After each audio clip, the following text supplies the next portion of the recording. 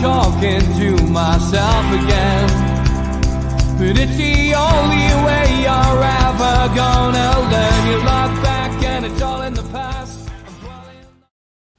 Good afternoon and happy Easter. It is NUFC Matters and it is Match Day Live, and we are looking ahead, I suppose, to Newcastle's next Premier League game today with Tottenham Hotspur at St James's Park. Of course, none of us are allowed to go.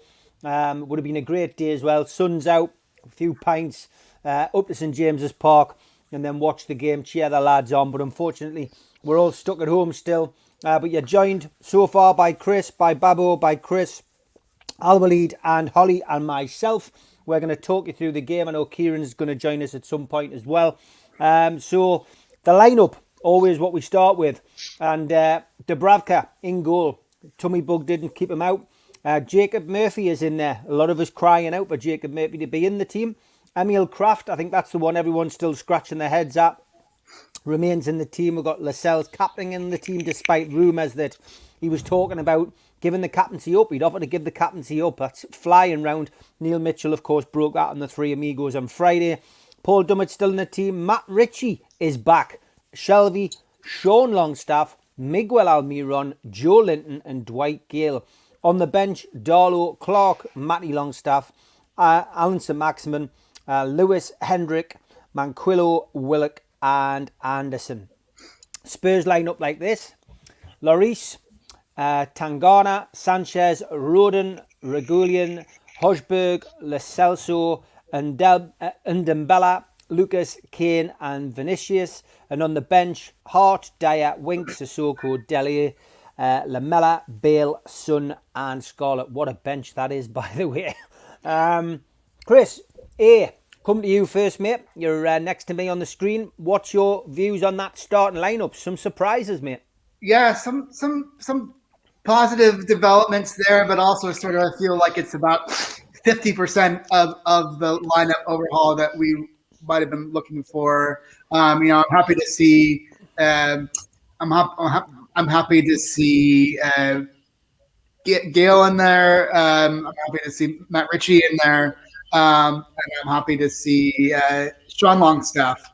But I just feel that, like we said every week, that Joe Linton and John Joe Shelby are dead weight in the squad. I would have them out. If Manquillo is healthy, he should be starting. Kraft should not be starting. Should not be anywhere near the squad. Interesting to have Willock on the bench. I know he sort of hasn't really shown much since his promising debut. Obviously happy to have Dubravka in there. But I feel like it gives us kind of half a chance to win. But there's people on the bench there that I thought would give us more of a full chance to win. So it feels like Steve Bruce or whoever set the lineup kind of went halfway towards a decent change, the ones we were calling for, but then kind of quit halfway. So we'll see what happens. Okay, thanks, Chris. Babbo, good afternoon, mate. What's your take on that lineup? Afternoon. I was quite happy when I saw the lineup, to be fair. I was like, it is, as I tweeted to you, I said, it's basically like I went, what picked the lineup? Because it looked like some names that are not meant to be there are there. Like Richie, I was like, wow, Richie's starting. I guess everything has been squashed. But it looks like every football website thinks we're playing a 4-2-3-1. And I hope we are playing a 4-2-3-1. Because that lineup could easily switch to a 5-4-1. I'm really happy for Longstaff. He's starting, so I hope he really has a great game. I think Bruce is starting to show signs of let's not just wait to get battered, or let's not just play for a draw. He's trying to compete. Only thing I'm worried about is Shelby. Because if we have Willock or Matty Longstaff protecting the back line, that would make sense. But Sean, I think he has momentary lapses in concentration that could be a problem. And since he hasn't played starting in a while, so that'll be something to watch out for. But overall, it seems like we are moving towards something positive now. You're surprised to see Shelby still in there. He hasn't played well at all. I'm still surprised to see Kraft in there, Babu. I really don't understand what he sees in him, other than he's an international, which we keep hearing. Kraft will be a very good right back if he was having to defend against slow wingers. He's very, very good at marking. He's very, very bad at recovery. And this is one thing that if you're playing in the Premier League against Lucas Moura is a bit fast. So Kraft is going to have his entire day wrecked. But that is why I said, like, I don't know what picked the lineup. Because if Javi Manquillo is on the bench and you're putting Kraft in there is something we don't know. And I think Kraft was the one that said he has to go and visit his family in Sweden, right? So there's something we don't know. Maybe it's in his contract or something, but it is puzzling.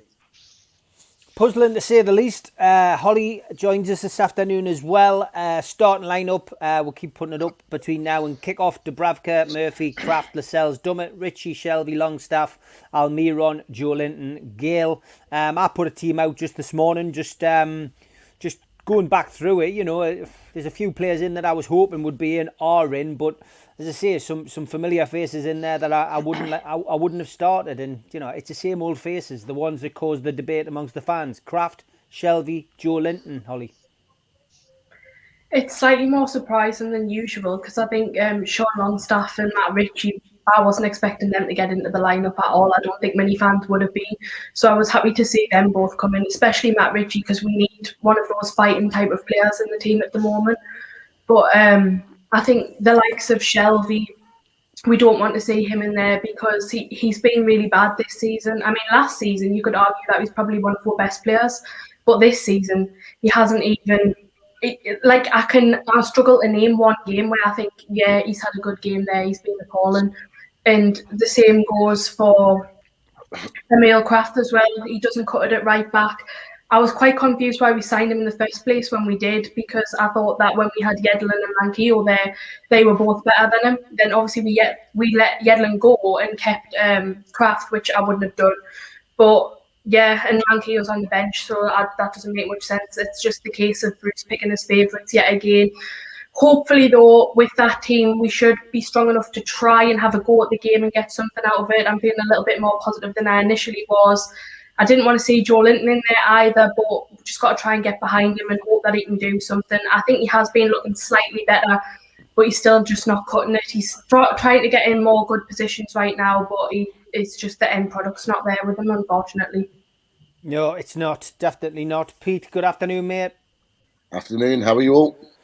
Very good, mate. Happy Easter to you and those who joined slightly later and joined in the broadcast slightly later as well. Hope you're all having a good Easter and you've had your dinner and had plenty of eggs. The starting lineup, there we go again, Pete. Quite a surprising one. He's made a few changes. Yeah, you look at it and I've just come back because I had a game today and I looked at it and I thought, oh, Sean Longstaff starting, Richie's in the team, fantastic. And then you look at, Kraft's in the team. So you kind of like, you get a little bit hopeful and then it's very, very quickly just absolutely shattered. And it just stinks of typical Bruce. He makes some changes that have been called for and makes random changes that just don't make any sense whatsoever. So Manquillo's had 2 weeks off during internationals. He's trained pretty much I say trained every day. They're not trained every day, but trained when they've had to train, but yet finds himself on the bench. I just find that absolutely baffling, if I'm honest with you. He's a stonewall right back that should be starting every game between now and the end of the season. So again, you look at the fact that Murphy's starting, great, but he's starting right back.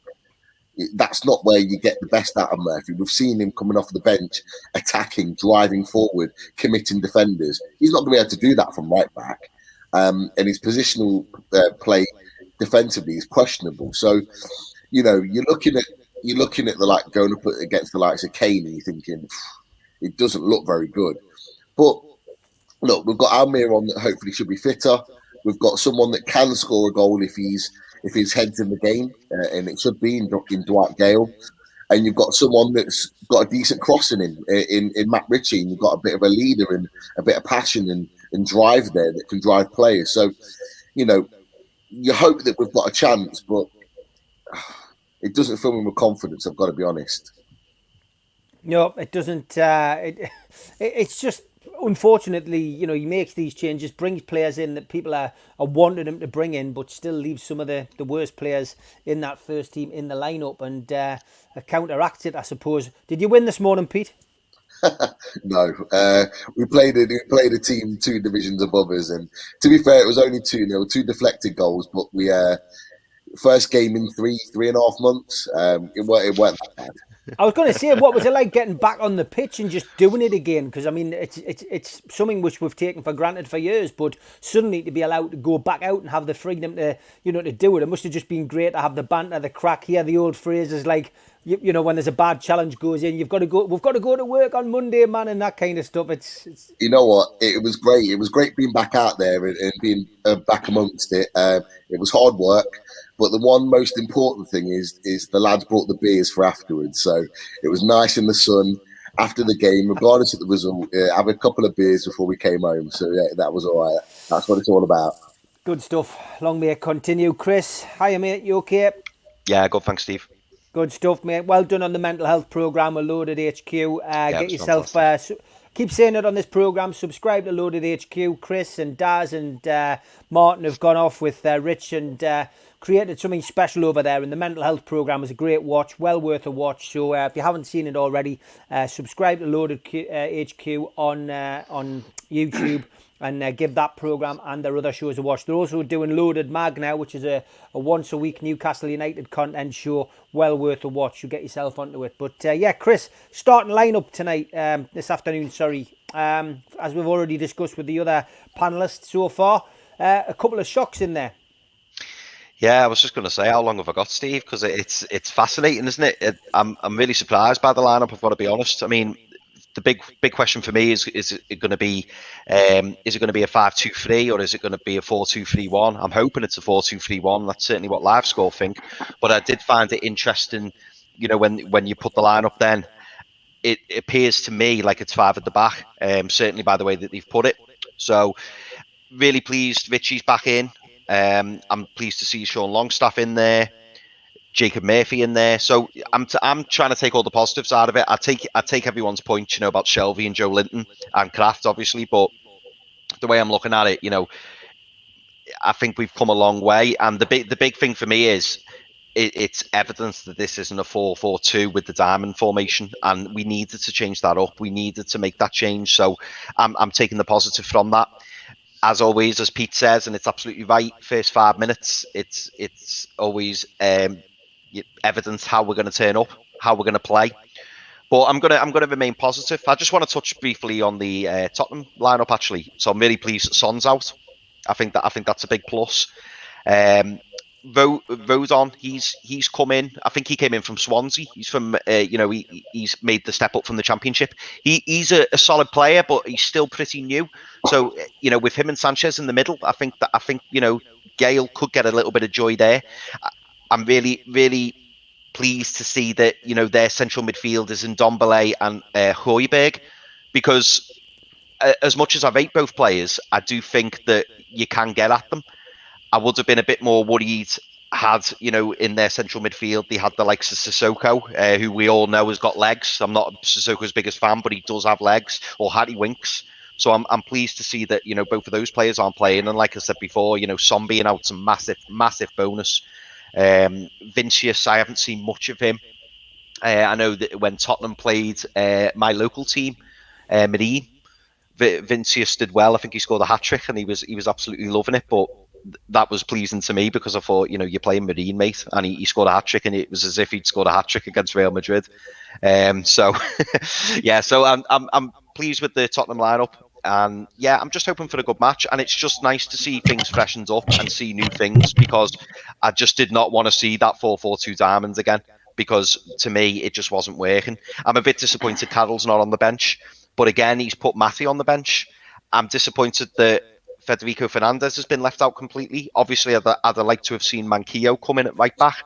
But maybe he's not fully ready. Obviously disappointed Wilson's not in the squad. Let's hope Maxi gets 35 minutes out the game.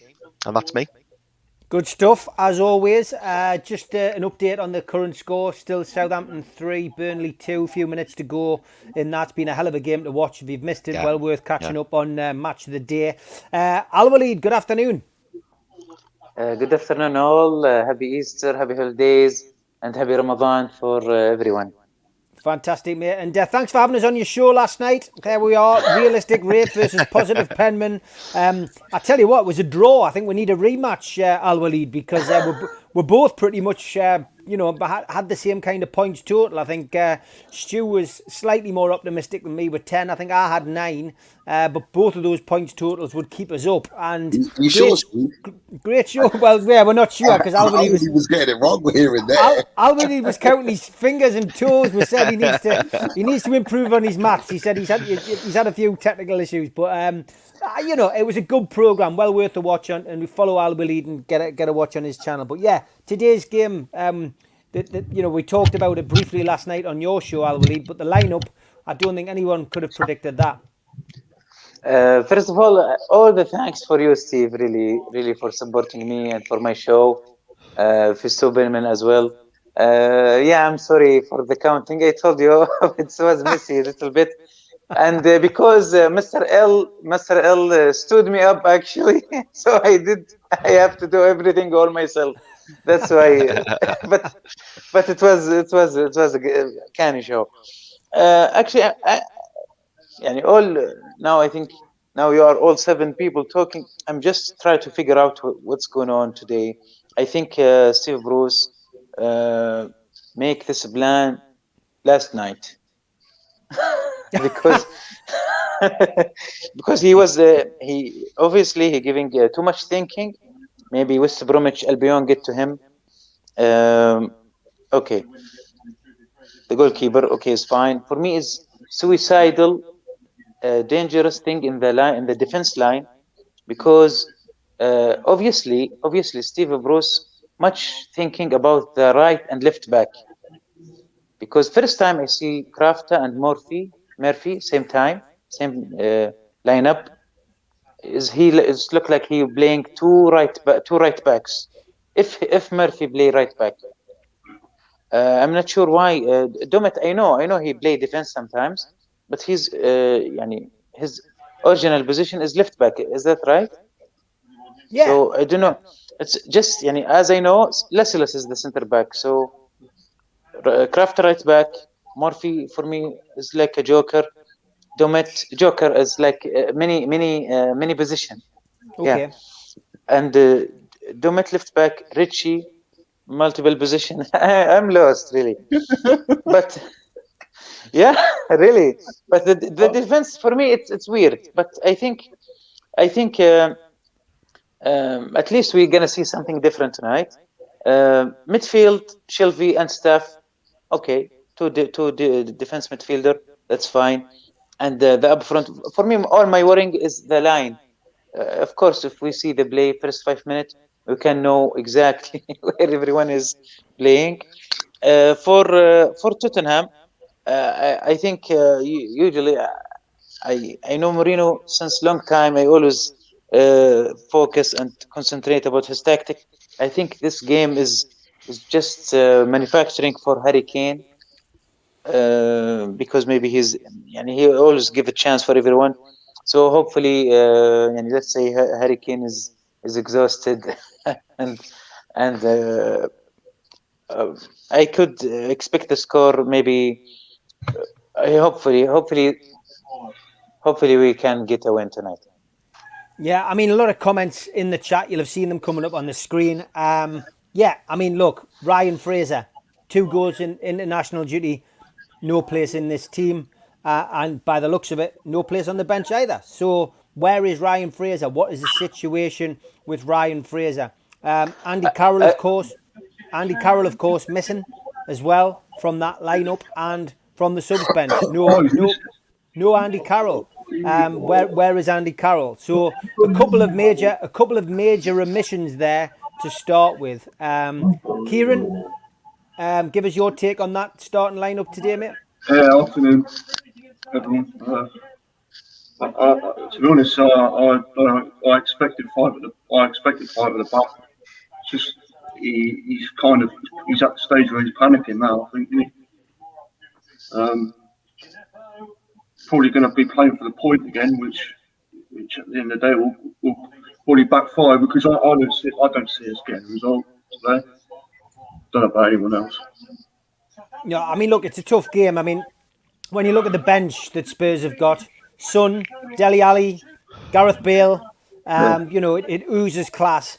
Newcastle's doesn't, and that's that's just the bench. But when you look at the starting lineups, it's going to be a tough afternoon, isn't it? And one would imagine it's going to be very tough in that midfield area when you look at the two teams. I mean, looking across Spurs' midfield there and forward line, and then you compare it to Newcastle's. I think it's going to be a really busy afternoon, for the likes of John Joe Shelby and Sean Longstaff, and that's probably your worst centre midfield pairing because John Joe Shelby does not like to play with Sean Longstaff. So although a lot of people don't want to see Hendrick in, and I would agree, not having Hendrick in the team, where Hendrick is again, who knows. But the fact that Shelby and Longstaff are playing together doesn't bode well because I haven't seen the stats. Andre's the stats man, but I would imagine that they don't get many wins when they line up together. So it's a bit dismal. Joe Linton, of course, the only reason I could see Kieran he's playing him is that he scored the winner against Tottenham in the past. Yeah, probably. Yeah. I mean, it would be great. I must say, it's nice that Joe Linton is actually playing in his natural position for once.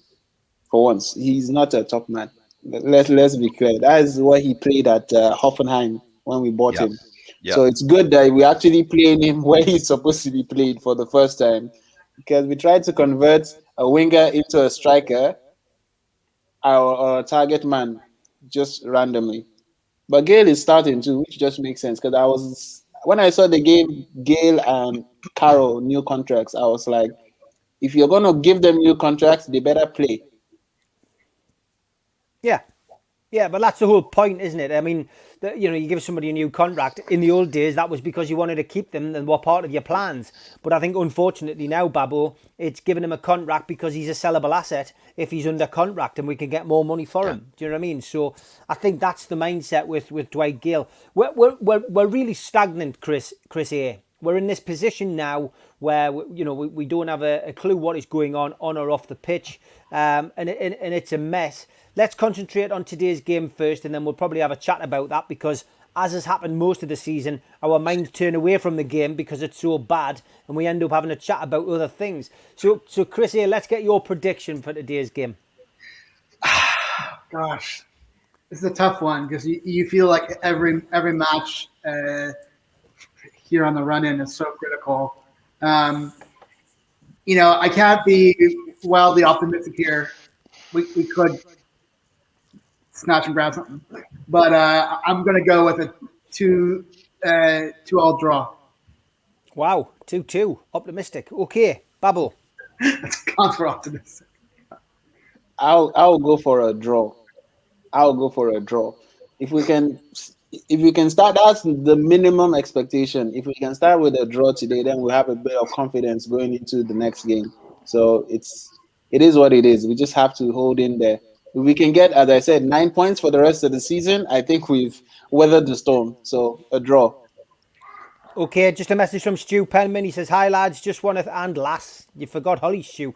Would like to thank Al Walid publicly for being an impeccable and courteous host whilst I've been in Riyadh." Thank you, Stu. That's unexpected. Thank you very much. Appreciate it. I worry whether he's been spiking your drink, Al Walid, and I think you can easily add things up. I think he's been leading you astray, mate. Actually, we spent a great evening last night after the show, watching. We went to Sport Stop Cafe there! to Stop there! watch. Don't incriminate yourself. No, we went to watch Liverpool and Arsenal, and actually we didn't watch the game. Well, that's typical, isn't it? You go to the pub with somebody to watch the match. I don't think anybody Yeah. ever watches the match in a pub. Yeah, and we make too much fuss about the channel who will air the game, and we didn't watch the game. Brilliant. Great stuff. Well, I'm glad you had a good time anyway. Okay, over to Holly for her prediction for today's game. Newcastle at home, Tottenham Hotspur, Premier League. Another big game for Newcastle. They need something out of this. What do you see, Holly? I'm feeling positive about today's game, so I'm going to go for a 1-0 win for us. 1-0 win. Wow. That top row is very positive. Okay. Kieran, I'll bring you back out of isolation because there was noise in the background. That's why I muted you. So, your prediction, mate? I'm saying 2-0 Tottenham, unfortunately. 2-0 to Tottenham. Okay. Yeah. That's great, mate. The background noise seems to have gone, so I'll leave you unmuted. Over to you, Pete.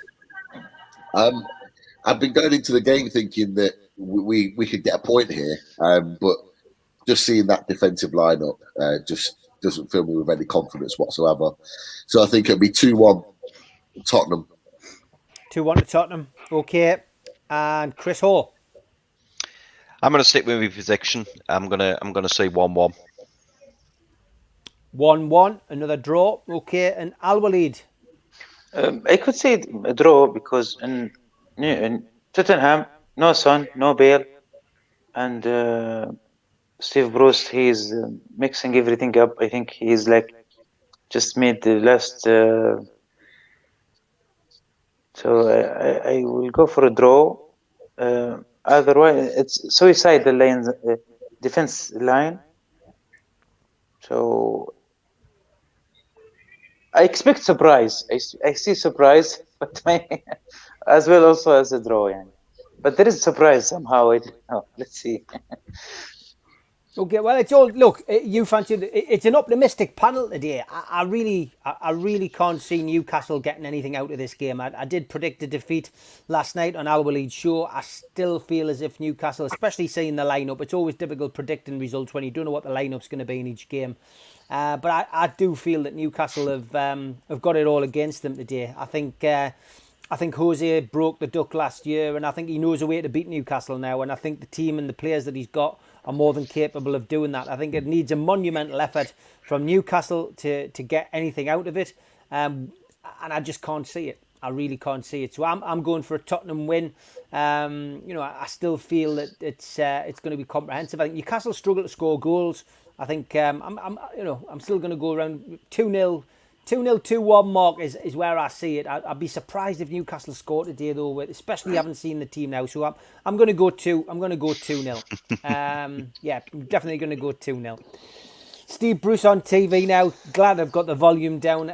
We're 5 minutes away from kickoff, and lots to talk about as always with Newcastle United. As we have the game, it's the first time you're watching.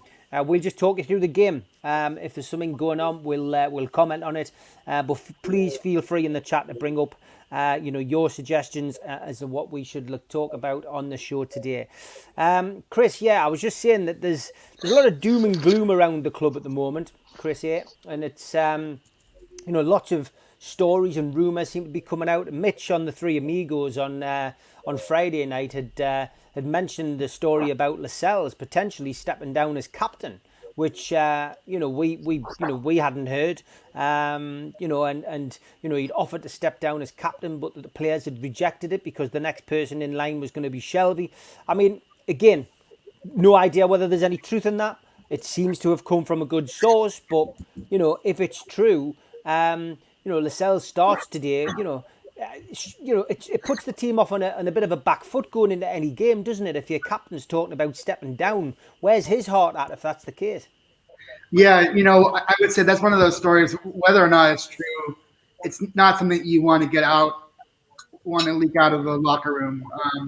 It just puts the team in a bad light either way.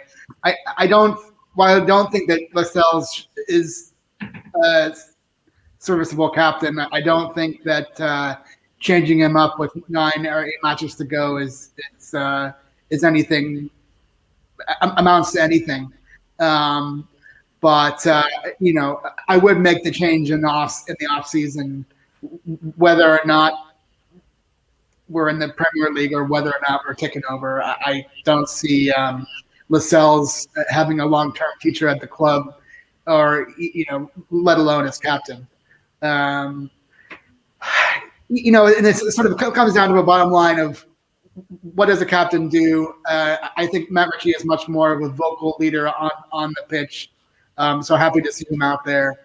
But the club has enough distractions as it is off the pitch and in the locker room. We don't need any more sort of leaks coming out of the club and more mole hunts from Steve Bruce, because the previous mole hunts haven't served the club at all.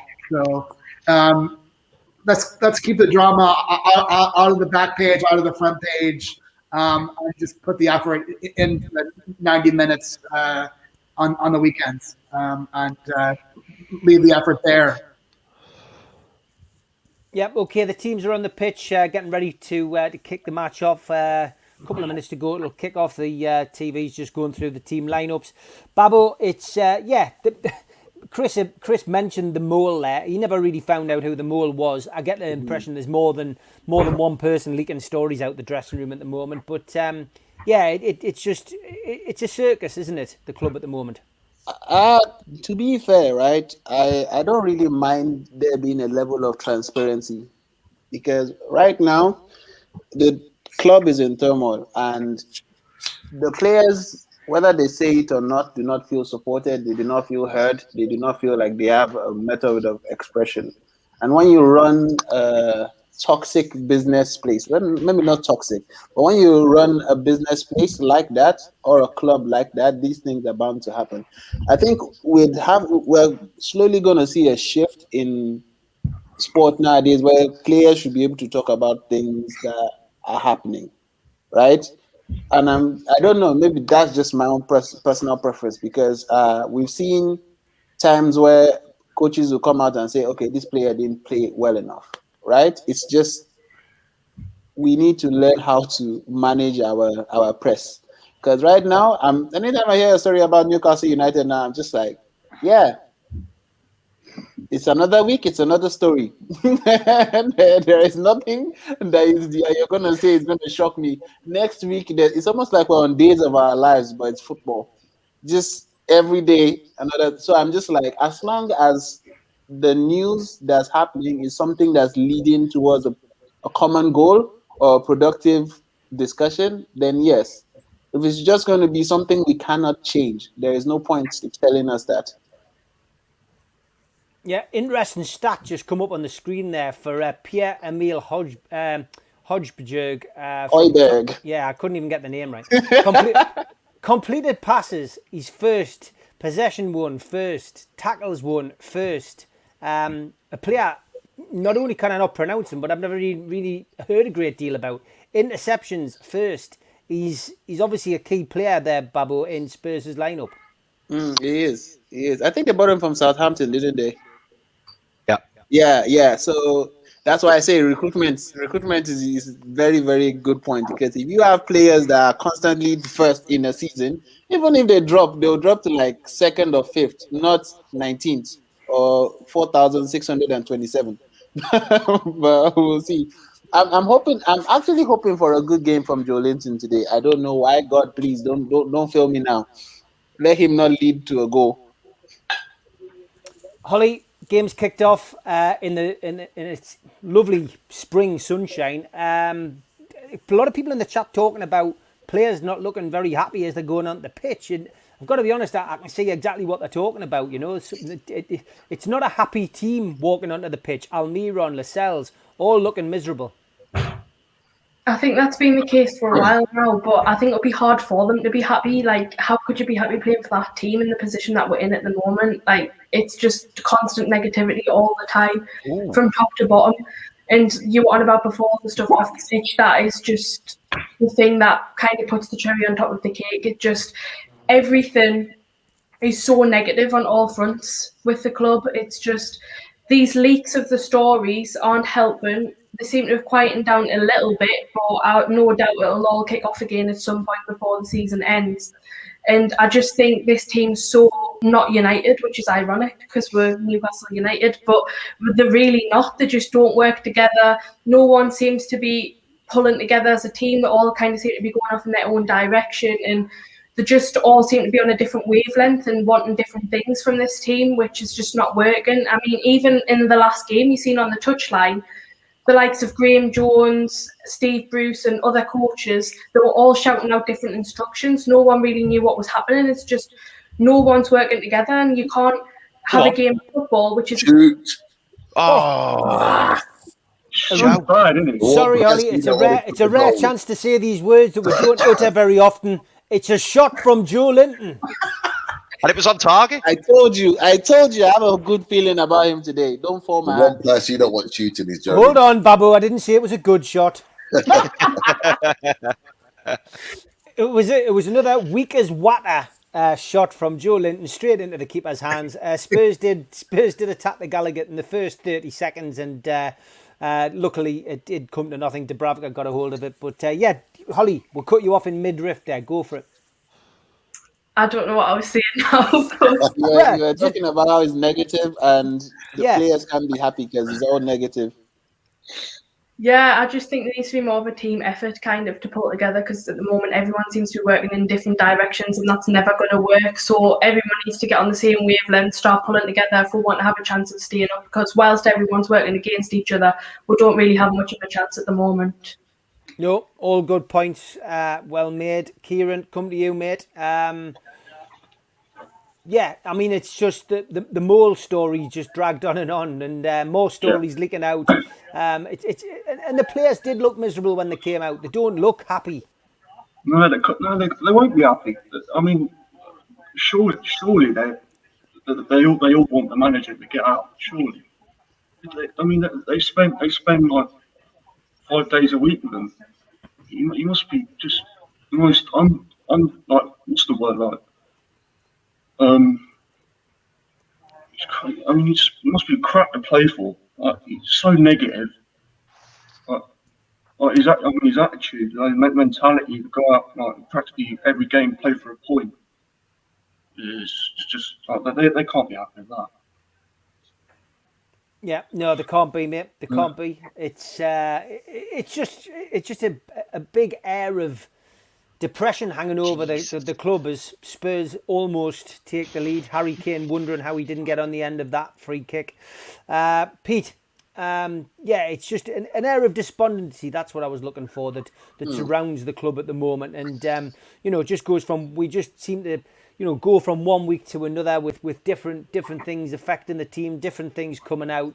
And, of course, players don't react well, I suppose, to their mates being dropped from the team or, something unfair going on. First and foremost, the players don't react well to a manager that they know shouldn't be at the club. And he's the head of the table. He's the one that makes the decisions. He's the one that picks supposedly picks the tactics in the starting lineups. So ultimately, right from the beginning, you've got a team that are not happy for that reason, because they've got the person in charge that they don't think is good enough for the job. You've then got a captain who, you can tell, this has not been a few games. This has been 18 months that Jamal Lascelles has regressed as a player. He's not the same player, and he's someone that you can see now recognises that. So the stories coming out about him giving up the captaincy, I'm not surprised by it, because he needs to focus right now. And I think we said it during the Wolves game, that he needs to focus on his own game right now. He cannot be covering other players. He cannot be taking those captaincy responsibilities, because he needs to focus on getting his game back to where it was a couple of years, 2 or 3 years ago. And And so it doesn't surprise me. However, there's been a lot of talk from fans about passing the captaincy on. The worst thing you can do is do it mid-season, because it just changes the morale and the feel around the club when you're making such a big decision like that. It's a huge decision on changing the captaincy within your club. If a player gets sold that's the club captain and you naturally take on another captain, that's fine. But if you've got an existing captain that's still at the club and you make that change, it doesn't matter whether the captain wants it or not. It's a big decision. So it needs to stay with Lascelles until the end of the season. And then you make the change in the summer, and to move on in a sort of in a new era, in a new sort of way of thinking. It's an unnecessary story. It's a story that we don't need right now. Like you said, there seems to be a new story every week with Newcastle, and that's one that's really unnecessary that the club should have and could have avoided. But we are where we are. It's typical Newcastle. It's an easy story to sell. It's an easy talking point for us, and it's an easy, clickbait for the journalists, the national journalists. So we you know what? We didn't look disjointed or disunited coming out. I think we look worried. We look worried about potentially losing another game. And I think these players know that they're in a real relegation battle. And I think deep down they know that they could really get relegated this season. And it's a real possibility. And that's what that's what I saw from the players. The one thing I noticed is that every single one of those players had their heads down coming up out the tunnel.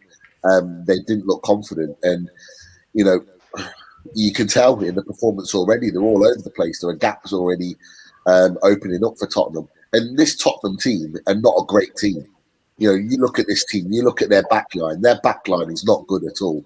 You'd be confident with a Callum Wilson, a St. Maximin, and now Almiron as your front three, really tearing them apart. But throughout all the changes, and regardless of whether they're niggles or not, and that's pretty much what Bruce said in his press conference, is that the players that you would expect to play have got niggles. At this point in time, we need our strongest team, and our strongest team could really take them to task today, and that's the most disappointing thing about it all. But the team just looks scared, it looks worried, and it's been reflected in the first 8 minutes. Yeah, it certainly has. Scared and worried. I think that's how you could describe most of our fan base before the team sheet comes out. Chris, you were lucky enough to listen to Steve Bruce waxing lyrical at the start of the game and sent us something in the private chat, but I thought we'd keep it until we came to you. So what was our wonderful head coach saying pre-match? No, you didn't miss anything. He basically, surprise. He basically just said that certain players have been here for a long time, and I'm assuming, and this is what I said in the chat, I'm assuming that's where this new idea in the new lineups come. In terms of bringing in the likes of Richie and Murphy and Gale. He's obviously thought, they've been here for a long time. Maybe I should, try and stick to a tried and tested method and play, some of the players that, really we've all been crying out for to play for the last few weeks and months. And he also said about us rolling our sleeves up. So that was a usual tone that he normally says. Yeah, absolutely. I mean, to go on to some of the questions you've been asking the other panel members, Steve. I've just wanted to say I've remembered the right terminology, and I said this a few weeks ago. We've definitely got a labour of moles. It's a labour. There's a few of them in the squad, isn't there? And it does beg the question. Somebody in the chat mentioned then about Fraser being out. I mean, Fraser came out, didn't he, midweek, and said that he'd run through walls for his manager. And that was the Scotland manager, Steve Clarke. So I thought that was interesting. So yeah, that was an interesting choice of words. And like you say, he scored a couple of goals midweek, didn't he? So the fact that he's now been left out of the squad completely, and as has Caddle. You're starting to point towards those two as possibly being the moles. I'm not sure, but it certainly looks that way. And in terms of what everybody's been saying about Jamal Lascelles, I think Pete mentioned this a few months back, saying the next time that the only way Jamal Lascelles will get the captaincy taken off him is if he leaves the club. And I've said this for a long time. For me, Jamal Lascelles isn't even our third or fourth choice best centre back. And, the reason he's in the team is because he's the captain. I find it interesting on the rumours that he's offered to step down, and the fact that, that option hasn't been taken up. I do think with 8-9 games left in the season, it's probably not the right time. But perhaps maybe if, going into the new season, whether that's in the Premier League or the Championship, that we do need a new direction and we do need somebody to take over that armband. I've said it before, I personally would like to see Federico Fernandez get the armband based on the players who are currently in the squad. If not, Matt Ritchie. Sadly, Matt Ritchie doesn't get the game time that he should. So I'd be surprised if Matt Ritchie was given it. But yeah, for me, it would be Federico Fernandez, possibly even Dubravka. I think they would be the best people to take over from Lascelles. Yeah, I would agree. Needs something changing. Al Walid, yeah, it's disappointing. You're obviously further away than most of us, and we discussed it on your show last night. We're hoping the takeover goes through, but it's you can see why we need a takeover now, Al Walid, can't you? Yeah, of course, and hopefully, I can say I'm 100% the takeover will happen. Just we are waiting. In this 10 minutes. Come on, pass it. Give it. I could say when you said the players they are angry. The players they are angry. Actually, they are not angry, but I think they are being given too much information.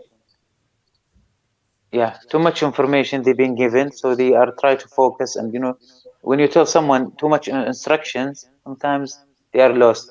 But so far it's looked fine. But defensively, the place I was worried. But I don't know. I didn't see still any. I didn't see the goalkeeper Tottenham maybe just once at starting. Do you see? Jose Mourinho raised his arm, so then Steve was like, "I guess I should raise my arm too." Actually, I didn't. When you said Fraser, actually, I didn't check. To be honest, I didn't check the line, the bench. But I think he's saving. Maybe he think Fraser is tired. Maybe he's saving him for Burnley, the winnable game, and he just try something tonight and expect for the best. Maybe I could still see us win this tonight. Okay, Al Walid, cheers. Chris, going with you again now, and just looking at this, which you might have seen flash up on the TV before, but it's an interesting Alan Maximin and Callum Wilson Premier League comparison in the games that they both started and in other games. So there we go. Games 8, 4 wins when they both started. Other games 3 wins. Win ratio 50% when they both start, 14% without, and goals per game 1.5.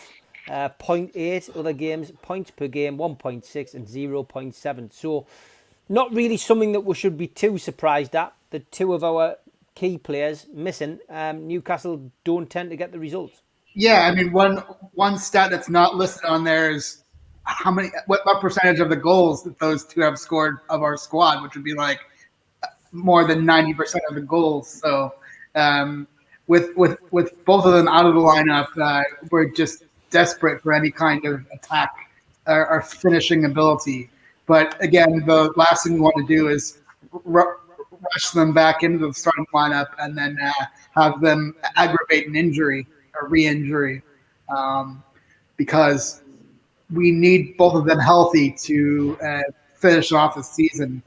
But we don't want to rush them back in and then have them go back out and not be able to come back in the squad. We need them healthy. We need them back. And hopefully, Burnley or after there, we can get them back in the squad.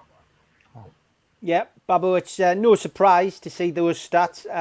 Wilson was, he's back in training. We know that. I think we all knew today was going to come too soon for him. Alan Maximin's on the bench. How important are those two players going to be in the running, do you think? I think they are very important, but if as a club we're relying on 2 or 3 players and we don't have an alternative game plan, we are failed as a society, as a club and in general. Because if there is no good manager or team that relies on 2 players out of 11. And even the lineup that we've seen now, it just shows that if Miggy wasn't playing today, I doubt anyone would think we were going to get anything positive from this. So we need to have an alternative plan. Because right now, as Al-Walid was saying, those players are trying to remember all the stuff Steve has told them, or Steve Agnew, or Graham Jones. So half the time, they are trying to figure out what is going on. And as Pete said earlier, first 10 minutes, we could already see gaps. We could see all these things. So it's like this season is gone. The rest of the season, all we have to do is hold on. But we need to drill at least 3 styles of play into the Newcastle team. We need to have a plan for when we have no strikers. We need to have a plan for when we're going. This was why I was so angry when I saw pundits saying that Rafa and Bruce are playing the same football, so why are Newcastle fans complaining? And the problem is, people always think, oh, we like Rafa just because he went against Mike Ashley. No, we like Rafa because he had a plan. We knew what the plan was for each game. We knew what we were going for. Right now, all we know is we don't want to get beat. We don't even know if we're trying to score, and it's a problem. Pete said this earlier where he said the head is the problem because they know Bruce is not qualified enough to... Well, I won't say he's not qualified enough. He's not the right man to lead them to where they need to go. And if you've ever worked under a manager or a boss that is underqualified, I don't care how much screaming they do, you will not have the respect that's required for you to follow their orders. That's one of the other plans. And when Holly said they weren't happy, I mean, to be fair, there has not been any positive news coming from Newcastle in the last 3 months. And if that's all you see, that's all you hear, it sucks it out. Like, I'm so happy that I'm actually seeing Kraft and Joe Linton taking shots, because the last couple of games, they need to literally be in front of goal in the 6-yard box before they have the confidence to shoot. And because they don't have any confidence in what they are doing or the way they are playing or how they feel as human beings, to be honest, it's like everything is all over the place. Because the same players will go on international duty and be doing so well, and then when they come to Newcastle, it's like, oh, I don't know my left from my right. Do I shoot? Do I pass? Do I think? Do I not think? So it's a problem. What? Are we there? Are we there? Oh, No way. oh. Dwight Gale is not good enough for the Premier League. Get rid of him. No, Jesus. let's not be that hasty. Newcastle come close there. It was a interesting attack. Shelby did put the ball in the back post, and it was a header from Gale. Lloris punched it back out. Gale had a second bite of the cherry, and the ball just hit his backside, hit his back, and he managed to trap it under his back. Lloris, a bit of fortune for Spurs, but a chance for Newcastle, Babu, there. Yeah, it just makes sense. And to be fair, the leaks are only a problem because we're in a very bad situation now. If we were going for, I don't know, when in running for a Europa League spot, we won't care if Lascelles wants to step down. We're like, well, if that's what happens, that's what happens, right? So the news only matters because like we're struggling right now. Next week, it's going to be different again. So let's just hope that everything works out. But for now, let's get our draw. Please, guys, let's get our draw. Babu, P. Davison says, Bruce has a plan. It's a good plan. It's a £4 million retirement plan. It's a good plan. Anyone who love a £4 million retirement plan. Unlimited kebab. Yeah, exactly. Yeah, I mean, it is a good plan. I think a lot of people feel like that. A lot of people asking the question, is this deliberate? I've got a message there from somebody on Facebook saying, is it deliberate? Is Ashley trying to take them down? Is this part of the takeover? Surely it's not. It's nothing to do with that at all. It's just Newcastle aren't good enough. Newcastle aren't a good enough football team. They haven't got a good enough manager. They haven't got a good enough owner. And unfortunately, when you're in that situation, you end up at the wrong end of the table, and you end up like a yo-yo club, which unfortunately under Ashley is what we have been, up and down, up and down, up and down. You've got to get this narrative out of the club chat that going down will make the takeover easier. It's not. That's not the way it will happen any way around. They're not going to accept a club that the Premier League won't accept. And yeah, so just stop this narrative about we'll go down and it's easier to get the takeover through. Yeah, Holly, we're just talking about ASM and Wilson and how important they're going to be in the run-in. Obviously, the stat that came up on TV there just shows that they are both very important. Without those two players, Newcastle have done considerably worse on the pitch. So, what's your views? How important are they going to be? I'm not surprised by those stats whatsoever. I think they're absolutely vital to us staying up this season, because I think we would have been in the bottom three a long time ago if it wasn't for Callum Wilson's goals. I mean, he's our top goal scorer and he's got 10 goals, which, when you think about it, is an amazing achievement in that side, because nobody is getting the service, and I don't think there's many players, even some of the best strikers, that could actually score a decent amount of goals in this team, because the team collectively just don't put in the chances and the assists, and so it's really hard to score. But it, like Babbo said before, it's so like embarrassing that we are so reliant on two players, because as a Premier League team you should have backups, and then backups for your backups. Like any successful team is always prepared for players getting injured, because it happens. Like, that's football. Players get injured, they can be out for a while. And if you rely on them so heavily like we do with Wilson and St. Maximin, then it'll... Sorry, I'm just getting distracted by thinking. Then it'll obviously impact us negatively when we lose those players, because they score goals. And I just think the fact that we had that chance in January to sign a second striker as a replacement for Wilson if he got injured and we didn't, then that's kind of on us, because we should have been more prepared, and we were just willing to take the chances that they wouldn't get injured, and then literally it just happened, didn't it? So we weren't prepared, but that's just the lack of investment again from Mike Ashley. That's been the case for years, and we all know he's a gambler. He gambles with the safety and the future of our club, and he'll continue to do that. He doesn't really care what the consequences are. Yeah, very true, Holly, very true. Kieran, it's ASM and Wilson. We're pinning a lot of hope on them coming back. I'm seeing some people on Twitter already having a pop at that stat that came up, saying that, you want to remind people that we didn't do too well with those two in the team, but they will make a difference if they come back, won't they? Yeah, they will. Go on. Oh, there's someone there. Yeah, it's not fair just putting all the pressure on them, though, is it? High school can play better than Get in. Oh, it's such an awful ball. It's it. What the hell was that? Newcastle pressing, but unfortunately, Richie didn't manage to connect properly. Newcastle 60% possession, Tottenham Hotspur 40% possession in the last 10 minutes. So Newcastle making a bit of a go of it. That's how Tottenham play, though, isn't it? Yeah. That's how they play. I'm not surprised we've got all the ball. It's just we don't do anything with it. Catch people on the counter attack. What have you made? Go on, Kieran. What have you made of the opening 24 minutes? Oh shit, he's in. I think he's off. Offside. Offside. Tottenham have the ball in the back of the net, but it is offside. What's your take on the first 25 minutes, Kieran? Well, I mean, he should have scored. Gable should have scored that, shouldn't he? It's going to come back to bite us in the arse now, isn't it? Look, let's take the positive that we're actually playing football rather than coming in with our hands up when the bell goes off. Let's just take that positive. Hopefully, we can actually get something from the game.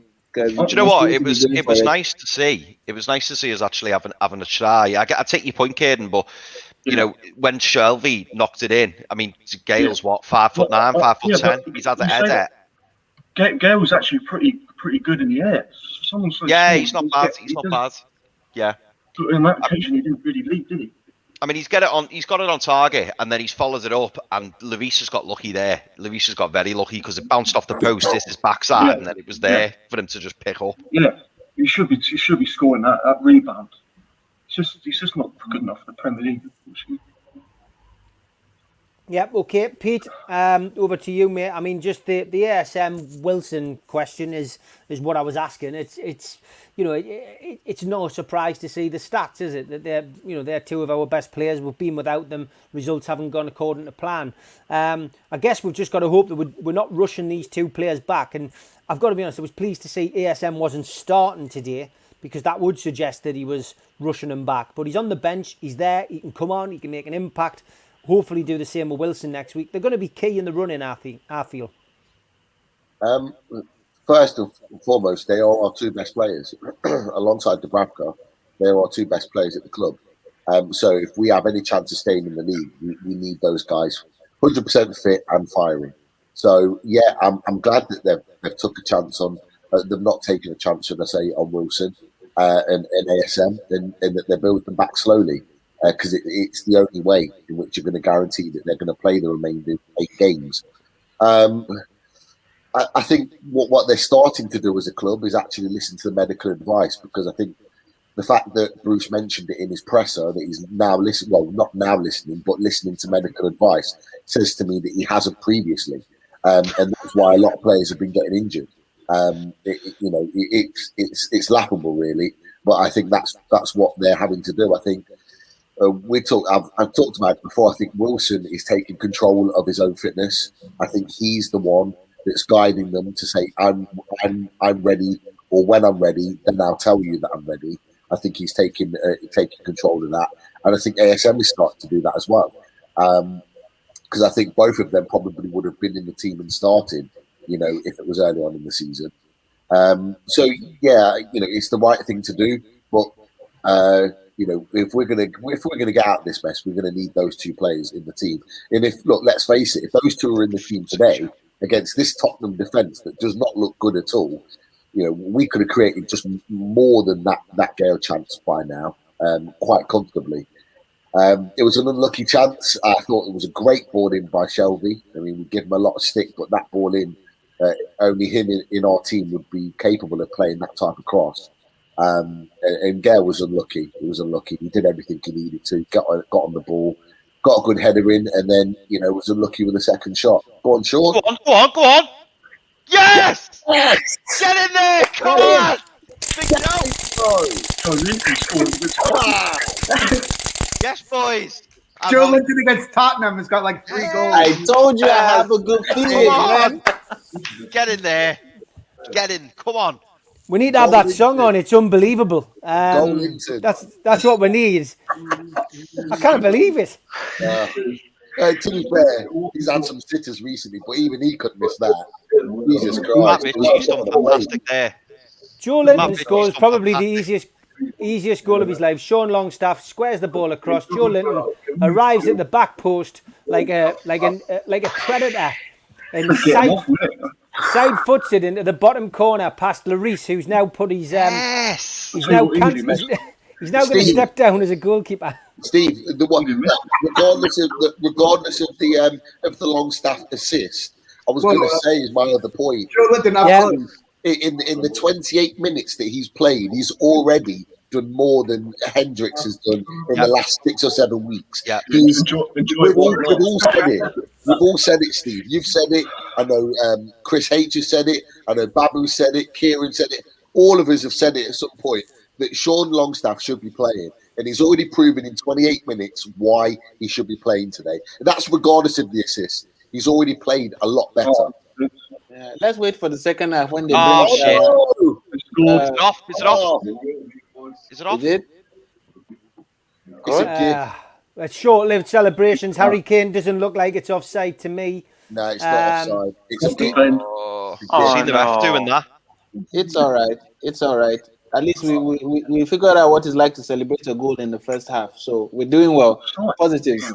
I mean, that was quick. Steve Bruce is shaking his head in disbelief. Can't believe it. But Newcastle's mid. What did Fernando? Every time they go forward, we look It's a poor feeling with some crap. Yeah, John, I don't. Dude, he went right into him. If you watch that back, Joel, I'm not being funny, but John Joe Shelby was clearly lacking in midfield again. He then puts his arm around the player's neck and throws him on the ground. To wonder there hasn't been some kind of retrospective view at that. But Shelby was beating all ends up in the midfield. They just walked through them, straight through them. So 1-1 is the score. Normal service resumes, says Derek Sharp. Derek, don't worry. Imran says, "Did I just see Joe Linton score a goal?" It's wow. Yeah, no, I mean, yeah, that's what I said about. What I'm actually worried about is, as you said, John Joe. I don't know. He always has a touch of madness. I'm not sure why.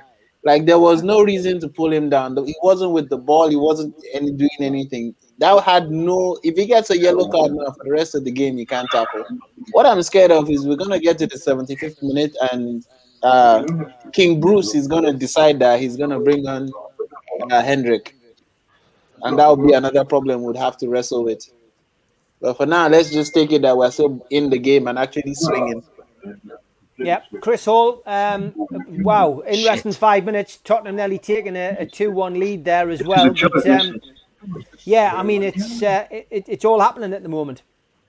Do you know what, Steve? It's just nice to see us compete. We're having a go, and I'm seeing much a much more improved performance here. All right, we're not great. We've never been great, certainly under Bruce, but we're actually having a go. We're asking questions of Tottenham. We've got our 5 at the back, but we're actually getting forward a bit. I'll take Pete's point. Sean Longstaff, he's been a breath of fresh air this 31 minutes he's been playing. I also wanted to highlight, Richie did so much for that goal. Worked really hard, his endeavour, his fight, and that's why the opportunity came about, because he didn't give the ball up. But yeah, do you know what? It's nice to celebrate a goal. It's been a while, and yeah, I'm pleased with how it's going so far. Disappointing to concede the goal, obviously, but it's a mistake. Kraft really should have cleared his lines. I know you've said about Shelby as well, with the game passing him by in the middle of the park, which he's quite guilty of very often. But I just hope that we continue in this vein and that our heads don't go down. It would have been nice to hang on to a 1-0 lead for a bit longer than what we did, but the game's still there.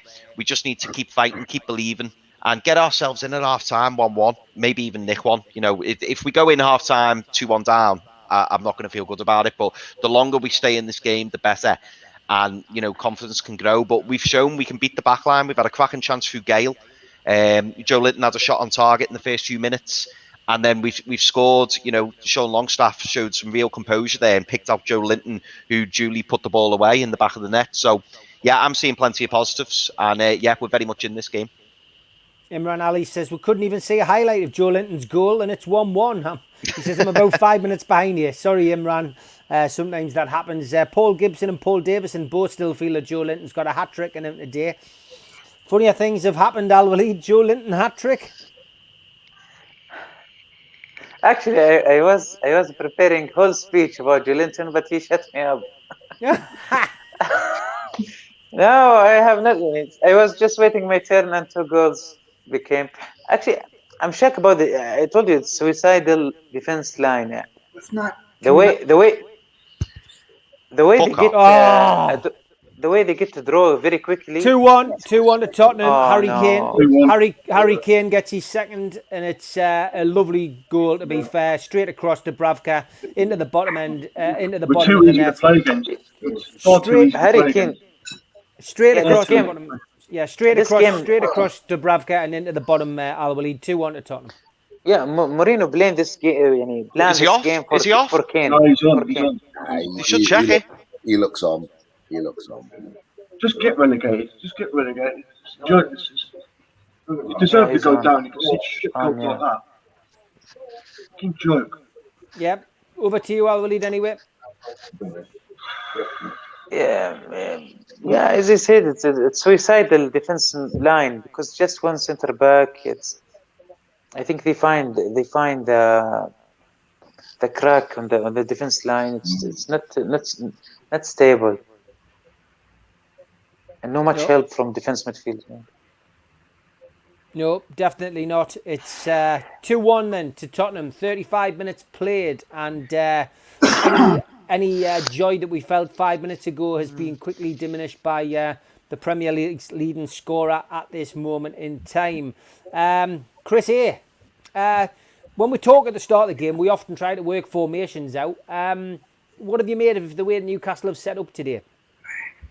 I'm not one that really kind of pays attention to the formations. Especially, I kind of lose interest when we're back 5.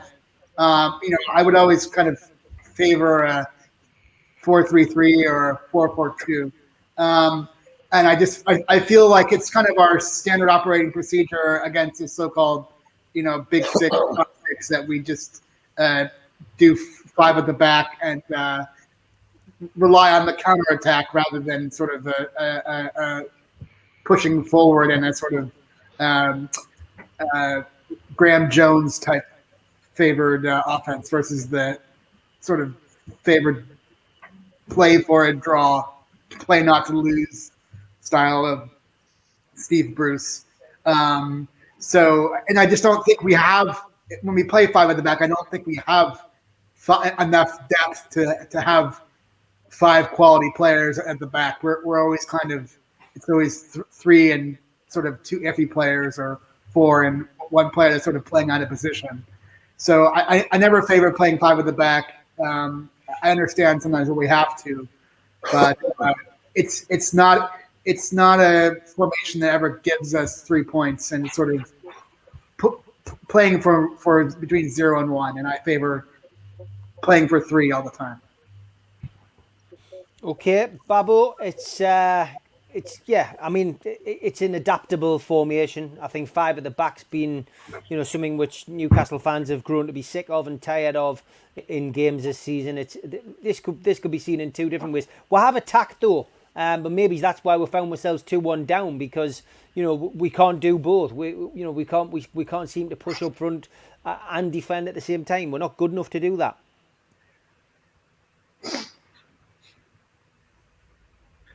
Oh, Babbo, we've lost you. Oh, you're on mute. No, I wasn't going to do a Spenny. As soon as I said it, I was like, yo, no. Let's be fair. The players are good enough to play a system if you drill them in a system. They have not been drilled in any system. They have not been given any tactical. What was that cross? Thing we can actually point to and go like this. There are many teams that are not very good at attacking and defending, but they are good at set pieces. They are good at pushing the ball and staying up there. We have not decided what we're good at. And Chris, you basically hit the point. You said five at the back. Newcastle fans are tired of playing five at the back. We don't actually need to play five at the back. We just believe that is the most defensive. Play five in midfield. If they can't cross your midfield, then you don't need to be worrying at the five at the back. But for some reason, we want to sit back, soak up pressure, and then counter-attack with players that can't run. There's a level of insanity in that kind of decision-making that I don't understand. But one good thing is that if we can get a deep-line playmaker, and when I mean a deep-line playmaker, I mean like a proper Italian deep-line playmaker, not Shelby. Because Shelby can throw a pass, but he can't defend to save his life. Right? We need one of those. If not, I don't care what formation we play. People are just going to walk through our midfield the same way. So we need to actually improve the quality or the consistency of the players we have. That's all we need to do. Okay, Newcastle are getting a few corners. Matt Ritchie's going to take one after Shelby's last effort was fairly substandard, but there again, everything Shelby does is fairly substandard to me. Ritchie takes the cross, and it's can't even beat the first man, sadly. Newcastle still have the ball.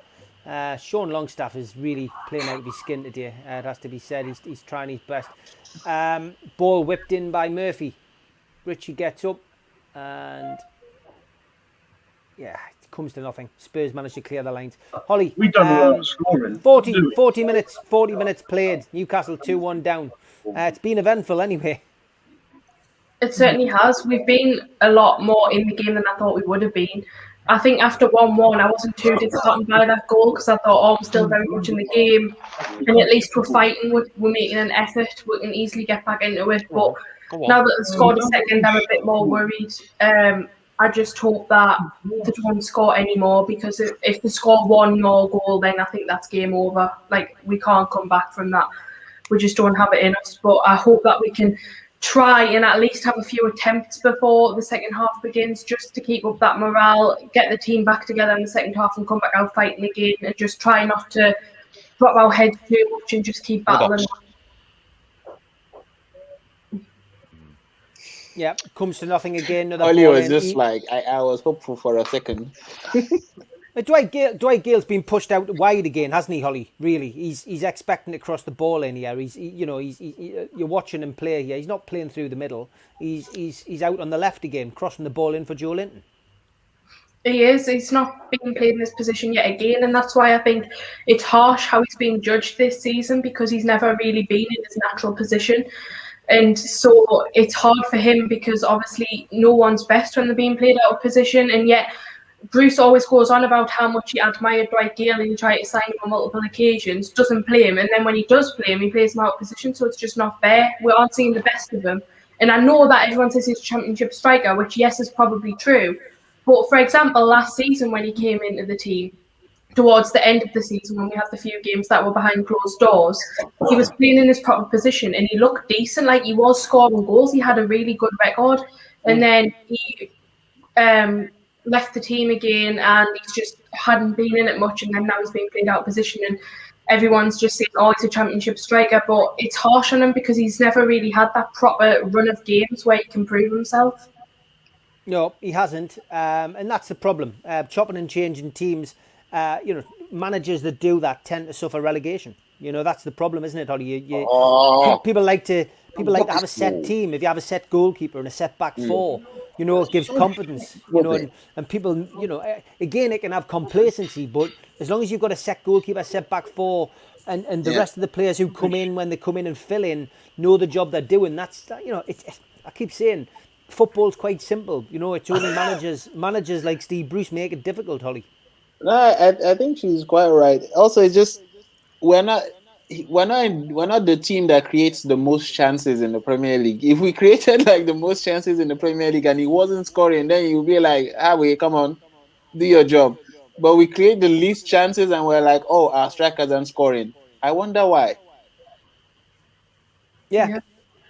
No, you're right. Kieran, coming up to half time, I think you'll probably see us through to half time. Newcastle 2-1 down. Can you take anything positive out of this? I mean, they did score. They should have scored there, though, shouldn't they? That through pass is just a lack of quality. Really, really poor. I mean, I just can't see them scoring. You can't see them getting back into the game. I mean, Joe Linton scored, I mean, Newcastle were 1-0 up, but they switched straight off, didn't it? It was. Yeah, but they are poor, definitely, defensively, Tottenham. But it's just so much lack of quality. Oh, God. What about the formation, Kieran? Formation's not good enough. I think you need to change it. Why do you not play 4-2-3-1? I don't understand. And plus, you're playing Kraft and Dummett in the back three. I don't think that works. God, every time they go forward, they look like scoring. It's so easy to play against. How do you joke it is? Yeah, they're walking through the midfield, Kieran. Yeah, I've never known a team give so much space. I thought Goodison Park was getting a lot of space in that ground. This is worse. This is. Shit. Longstaff has been making some passes today. I'm like, where were you? Where were you at the start of the season? What were you doing? Yeah, over to you, Pete. Coming into half time, then. It's just disappointing, really disappointing, because he's just showing you that through ball there from Dwight Gale. It was awful. Almiron would score a goal if he gets that right. And it's about making those moments count. You're not going to get moments like that all the time throughout this game.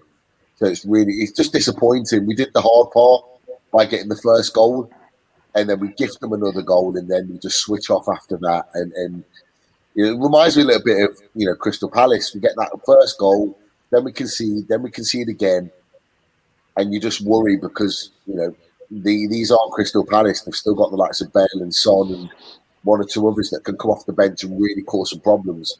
And I worry that the longer the game goes on, the more tired we're going to get, the more opportunities it's going to present to Tottenham. But there's been signs of improvement. We have gone at Tottenham. We can still get at Tottenham. I think we need to make some changes at some point because there are one or two that are just not influencing the game as we would like. John Joe Shelby's just going back into himself, just literally sitting on the defence again. We just need better quality. Yeah, I mean, it's it was great to see Newcastle take the lead, but they're just switched off. It's basics, isn't it, Pete? You're more susceptible to concede a goal after you've just scored, and Newcastle should have learned that basic by now. These are, that's not something Steve Bruce can teach. It's something that should be embedded in a professional footballer, isn't it? Yeah, you're right, but you need someone to. In these situations, they do need that guidance. They do need to be coached. They need to be sort of, encouraged or nurtured. And you would look to your manager to do that. And when they get in the change rooms at half time, I fear for what's being said to them, because we've seen it in games gone by that they come out for the second half and there's either no difference or they actually get worse. So. When you need that little bit of guidance or support, then they're not really getting that at the moment. So it is a worry. It might be just the thing. We always tire out by the 72nd minute, 70th minute. We just tire out. I'm not sure if it's a fitness problem, but since Bruce has started listening to the doctors who are there to actually make sure that the players are okay, maybe in future we'll see that reduce a bit. But it is a fitness problem, Babu. It is a fitness problem because, when we get to 65, 70 minutes, we are spent and we don't really create many chances after that. Whereas, I also believe it's because the game plan is not designed around the players we have. It's designed around the players we want to have. Because I think it was Griezmann. Griezmann was like the first time he trained, like when he saw people come into Atletico Madrid, they were puking after the first training session because they will work you like you're supposed to be running for 120 minutes every game, not 60. And I don't know if people realize it is harder to defend a point for 90 minutes than to not in all because teams, when you go into a game and you say you don't want to get beat, you have to do twice the work because there is nothing to play for. So it's just, I don't know. But hopefully we'll improve in that sector. I mean, what do you expect when you give them 6 days off? It's always going to happen, isn't it? They're not going to be able to get 65 minutes. I actually thought the 6 days off was very necessary because, I don't know, I'm in a creative field. So after, 4 months of working and somebody wants at some point you just need to disconnect. If not, you just become apathetic to everything. Because the players then will just be like, well, you don't really care about my mental health. So we needed that break. Yeah, I don't think so. Jolinton is taking shots on goal. How many times in the last match would he get in front of goal and just pass it? Or, well, technically try to pass it? I don't think 6 days is necessary. I think it's not necessary. I think three or four would have been fine. 3 or 4 is probably the standard around most Premier League clubs. But then the biggest worry is actually what they're doing in training. And for me, I think that's the biggest worry because these guys, like I say, they don't look fit enough to play at that maximum level for 90 minutes. And as an elite sportsman, that's what you should be able to do, particularly an elite footballer. And we just don't look like we're capable of doing it. We look tired in most games by 70 minutes. And if we're 2-1 behind, come 70 minutes, when you think we really need to really kick on and push on, we're not going to be like him. We always have to look for the bench to kind of salvage our game, which is where like Murphy comes in or ASM comes in. But like Murphy's playing today, ASM hasn't played for God knows how long. We can't put all our eggs in those baskets straight away. So it'll be interesting. But look, we're still in this game. Tottenham will still concede chances to us. It's just whether we're going to be in a position to push them to try and get on the end of them. You do feel like we need to get something out of this game, at least a point, because you just know that Fulham are going to go to Villa and win, don't you? We need to throw the kitchen sink at this game. Yeah. Because I think Steve's alluded to it before, and he's absolutely right that every game matters. Every game means something. This is not a game that we can just put by the wayside and say, "Oh, it's Tottenham. What do you expect?" No, we're not in a position to do that anymore. No. We need to take points literally off anyone because Fulham look like they can beat anyone. one good thing that I've noticed from today is Kieran said we're still up. We can get a point. We can. I was like, Kieran has always been negative from the start, and he's like, we can Yeah, get a point. well, No, it's not a bad thing. But it's what not. I'm No, saying we've is done that all the right. players We've done have all done right. enough Done today all right. to Yeah. prove to you that they have the capacity to play better. It's just a lack of quality in front of goal. I mean, if we Yeah. had Callum So Wilson. we Callum have Wilson would have some. scored at least one of them, wouldn't he? Yeah, we have something. So we just need to figure out a way to have a plan that is actually based on what we have rather than what we want to have. Because as we said earlier, like Bruce was like, "Oh, he's an admirer of Dwight Gill. Dwight Gill." Now you have Dwight Gill. Use him. Oh, we're playing our formation. No. We know he's a poacher. We know he likes to get in and out. Play someone that will give him the balls to go in and out. Why are you trying to? He's basically trying to reinvent the wheel, and we're like, look, we don't want you to be the. We know you're not the tactical manager. We know you're not the set piece expert. Just play the simple game everyone can understand. Therefore, if anything even goes wrong, we know what the plan is. I've never seen a manager try and play two tens, two false tens. I'm not even sure if Does, that's any, a thing. does anyone think that Dwight Gill will actually sign a contract? Because there's just been a report, nothing like from the club or himself. Money is a Actually, powerful tool.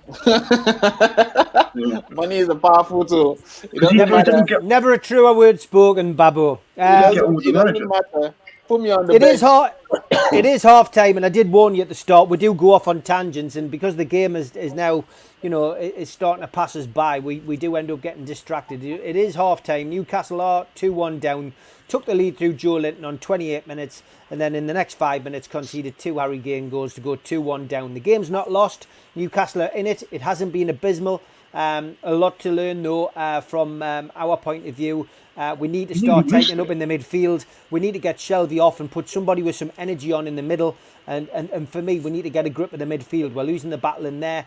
Tottenham are coming through us like a knife through butter. Just a repeat of Kane's first goal there shows Shelvey completely off the pace, not watching his man, running back, then throws his man on the ground, but the damage is already done. The ball's through, mix up in the defence. Kane scores 1-1. And it was as simple as that. Dummett getting blamed, Kraft getting blamed, but ultimately for me, that comes down to Shelvey. He makes a challenge in the midfield. Newcastle United wouldn't be in that position. He put his defenders in the crap there, basically. Chris, Tom Dixon says, would you make any changes in the second half? I'm probably going to disagree with everyone on the panel now. I still feel pretty positive over what happens in that first half. I feel quite buoyed by it, to be honest, because as I say, I've been watching, on the channel here, I've been watching this since the start of the season, and we've actually shown a bit of fight and a little bit of something about us. And Tottenham, when they're going forwards, or they do look good when they go forwards, but they also look very weak when we attack them, which is a nice change. So I'm feeling good about the second half. I wouldn't change it up too much. I take your point, Steve. I think I'd take Shelvey off probably and bring on Willock. We do need more legs in the middle, a little bit more energy. But that's all it takes, just a little tweak. I wouldn't start making wholesale changes. I wouldn't rush St. Maximin on. Maybe the time for St. Maximin to come on would be when if we get an equaliser, that's probably when I bring him on. To try and nick that winner. But I'd keep things as they are. I'm not overly unhappy with that first half performance. The goal to concede when they equalised was disappointing. And then the second goal was a good bit of play from Tottenham. But we've shown plenty going forwards, and I certainly wouldn't be making wholesale changes because, as you rightly said, we're still very much in the game. Yeah, I think Shelvey coming off is the key to getting something out of this game. So lazy, isn't he? Yeah, he is. Al Walid, would you make any changes? Actually, I was thinking about. We said that at the beginning, defense line, Dummett and Ritchie. It's obviously there is a gap. The 2 goals from Harry Kane. Harry Kane is experienced international player.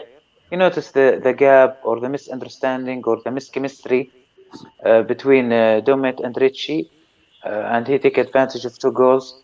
But rather than that, we did better than what we expect. If you could, Steve, you could show the bench. Maybe if you have the line, the bench, the players at the bench, because if you have it in. Matty Longstaff. No, I didn't know the player on the bench. I didn't see it. Small right thing. I think I need to wear the glasses. Yeah, it's it needs changing, Chris. Here, how are we going to do it? Yeah, I would bring off. I forget who said, but I would bring on Willock for Shelby. Give us some more dynamism in the middle because Shelby's, again, like I said earlier, just dead weight, won't do anything for us. Let's see, we've got no Andy Carroll on the bench. I would bring on I'd bring on Anderson.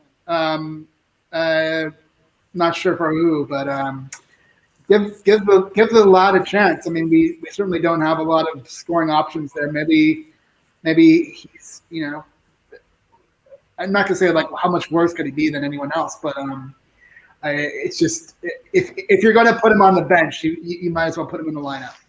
So yeah, I'd bring on Anderson, and I would bring on who else did I say? Matty Longstaff. Okay, Babbo, what changes would you make if you were in Steve Bruce's position? Well, I definitely agree with Chris. Matty has to come on, because if Shelby has proven anything today, is that I think he can only play for 30 minutes. That tackle off the ball that could have resulted in an unnecessary yellow card, that wasn't good enough for me. It's not good enough for the Premier League.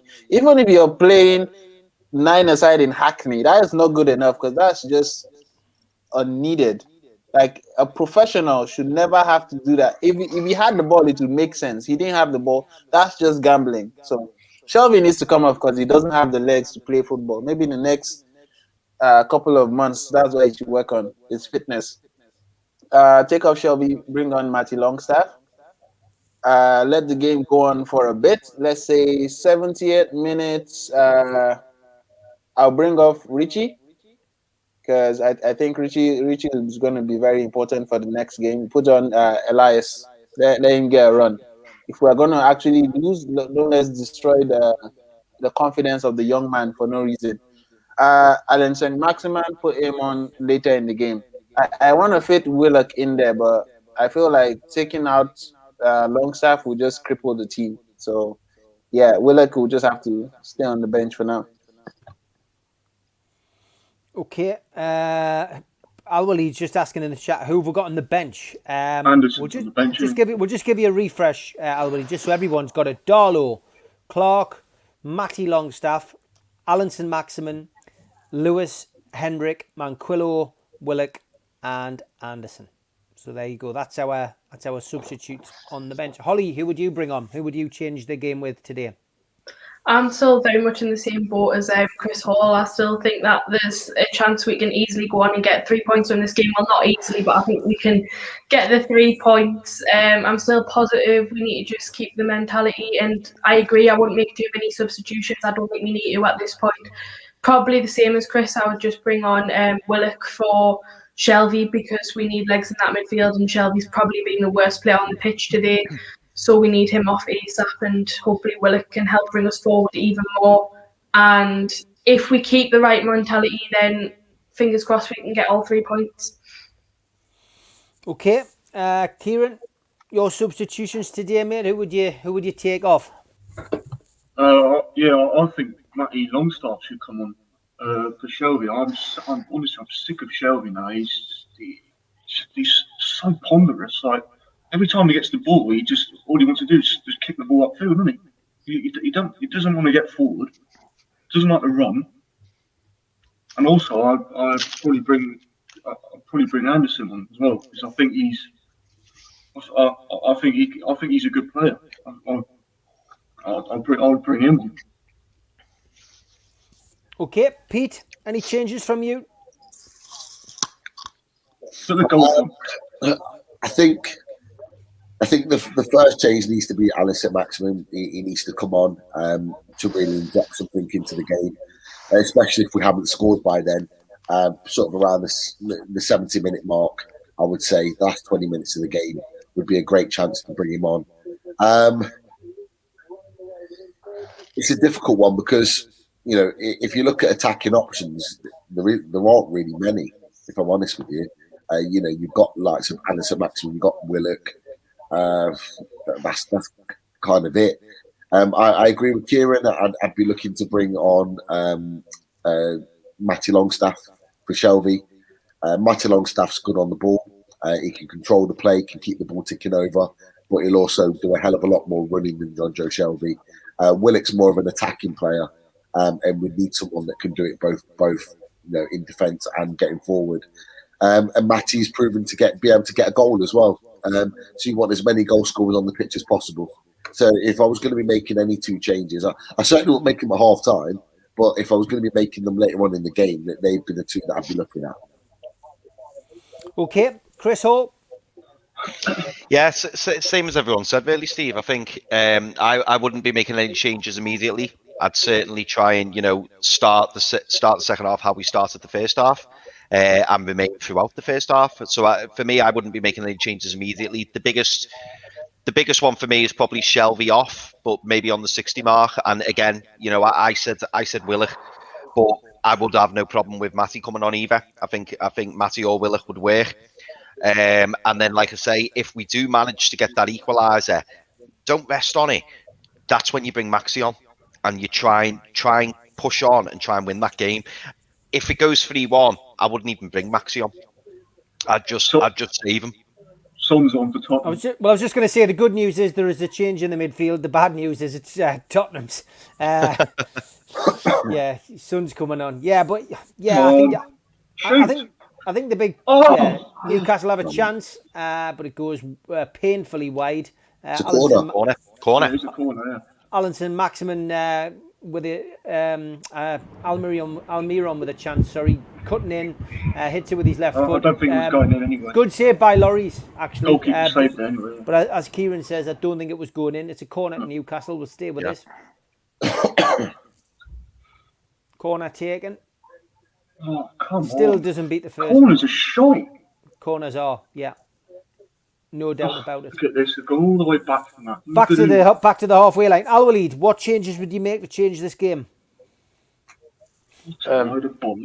Defensively, there is something wrong with position of Domet and Richie. I think if someone become a left back and we need a centre back from the defense, and maybe Willock instead of Almiron, because Murphy and Almiron, I don't think they are as a good. I don't see there is a good play. They are not good chemistry playing together. Maybe Willock behind Gayle. Actually, I know he's unlucky in first half, but hopefully he will get lucky in the second half. I think Dwight Gayle have a chance to score tonight. Okay, Kraft's taking a heavy knock. He looks okay. I think the one thing with Kraft, you know, we know he's not very good, but at least he tries. He puts his heart and soul into it, but he's just not very good. He's not Premier League class. You know, I know a lot of people have a pop at him, but none of our fullbacks are Premier League quality, though, are they? I do like Manquillo. Manquillo is Premier League quality. I think Jamal Lewis will be in time as well. I believe Kraft is more of a centre back than a right back. That is the problem. You bought someone like that's why I said we need to figure out what our recruitment policy is, because it just seems to be all over the place. Kraft is more of a centre back than a right back, and that's why he defends like a centre back on the right, and that's why he keeps getting beat because he's trying to play almost there. Yeah, he's trying to play as a centre back on the right back. It's like having Jamal Lascelles on the right back and be like, oh, he's slow. He's slow because that's the way he's been playing all his life. So I think he's. Go on, cross it. Oh my God. Are we? No? Okay. Absolute shit. It's definitely It is what it is. It's definitely going to be a T-shirt that Q-Tech's going to make at some point. Just a photo of Kieran saying absolute shit. No, we 'Cause should, it's- I'm sorry, I've been watching Mark Goldbridge too much, so that's what what we should have is Oh, like he's in. Go on, go on. Oh, got a chance. What is that? Ah. Missing by a mile. Christ's sake. Oh. just Rubbish. Hey, what? We're getting the chances. We're getting the chances. It's good. As I said, you need to build the confidence because these That people have first been. Jacob Murphy was absolutely awful. That was going to be ballooned right into the stands, that first one. Yeah, you got lucky with the deflection. Ball fell to Longstaff, who ballooned it into the Gallagher end. That was a bit like the chance he had against Villa, wasn't it, Murphy?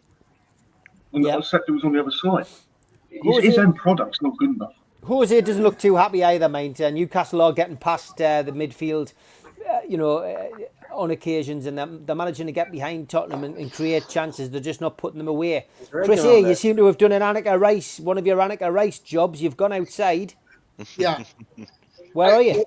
I'm just out on my patio because I decided I don't want to watch the match, but I change of pace.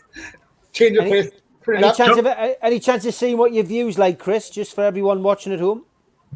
Jump in your TARDIS, Chris. He's gonna do this. Oh wow! What is it? Where? It's just London. All right, okay. Yeah, I You can got see it the now. We can sunshine. see it now. Oh yeah. You can Very see. nice. Hey, you got a good You can see view. Tottenham Stadium is behind me in the distance, and then You also see Hey, Can you see you're St in James's North Park? London. and then there's West Ham over there. Yeah. Olympic Wow. Stadium.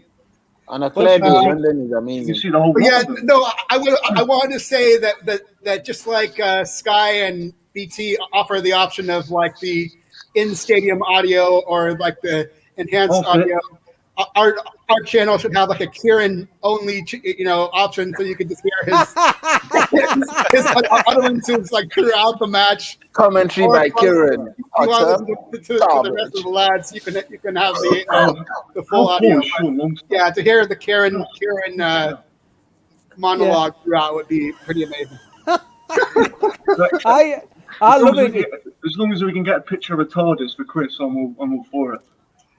I Yeah, like the TARDIS. Press the blue button. Yeah, Chris. press the blue button. I love it. Come on. This But is yeah, crap.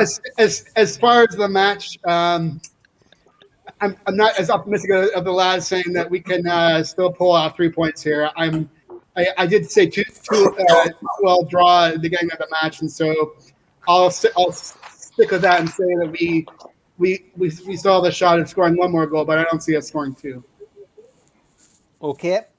Babbo, back to you, mate. 2-1 down still, 51 minutes played. Tottenham have got a corner. Yeah, it's still there. I mean, I can see where your optimism's coming from. I can see where Chris's optimism's coming from. Been more chances today, but I think the next goal's crucial, isn't it? If Tottenham score, it's game over. Keeper. Look, Yeah. Oh my God. Right, good yeah. Get rid. probability that Tottenham will score a third goal is high. Honestly, God. It is high. It is not something that will shock me if they score a third goal. But what is at least the saving grace of this performance? We didn't just walk in there and look like, for the lack of a better term, sorry sacks of shit and and just hope that we don't get beat. This time we're actually attempting to shoot, to actually try and do something. So I'm not sure if it's the international break or if it's the 6 days off or the players just thinking like, look, if Bruce goes down, we don't have to go down with him. But it is just a level of improvement that I've been hoping to see. Because if we had seen this all season, rather than just going, try not to get beat, I think we wouldn't have been as, what is the word? I'll use catty with Steve Bruce as we've been the last couple of months, because there will be something to look forward to. But the one that would be going against, I don't know, Brighton, and even against middle table and lower league opposition, will still be shaking in our boots. That wasn't a good thing. So we're going against Tottenham. Granted, they don't have Bale, Son, and like Kane striking, but they still have a relatively strong squad. So let's just accept that there is a level of improvement, and let's try and build on that. The problem is I don't want next next game we'll start reverting back to our default setting. Who predicted a draw today? I did. Hands up. 1, 2, 3. 3 of you predicted a draw. Yeah, there's still a chance. There's still a chance. The next goal is very important. Newcastle get the next goal. We've got a chance here. I think there's no excuses. Really. Who said 2-2? Sure, someone said 2-2. Somebody said 2-2. Someone did say 2-2. Al-Walid, were you the one that said 2-2?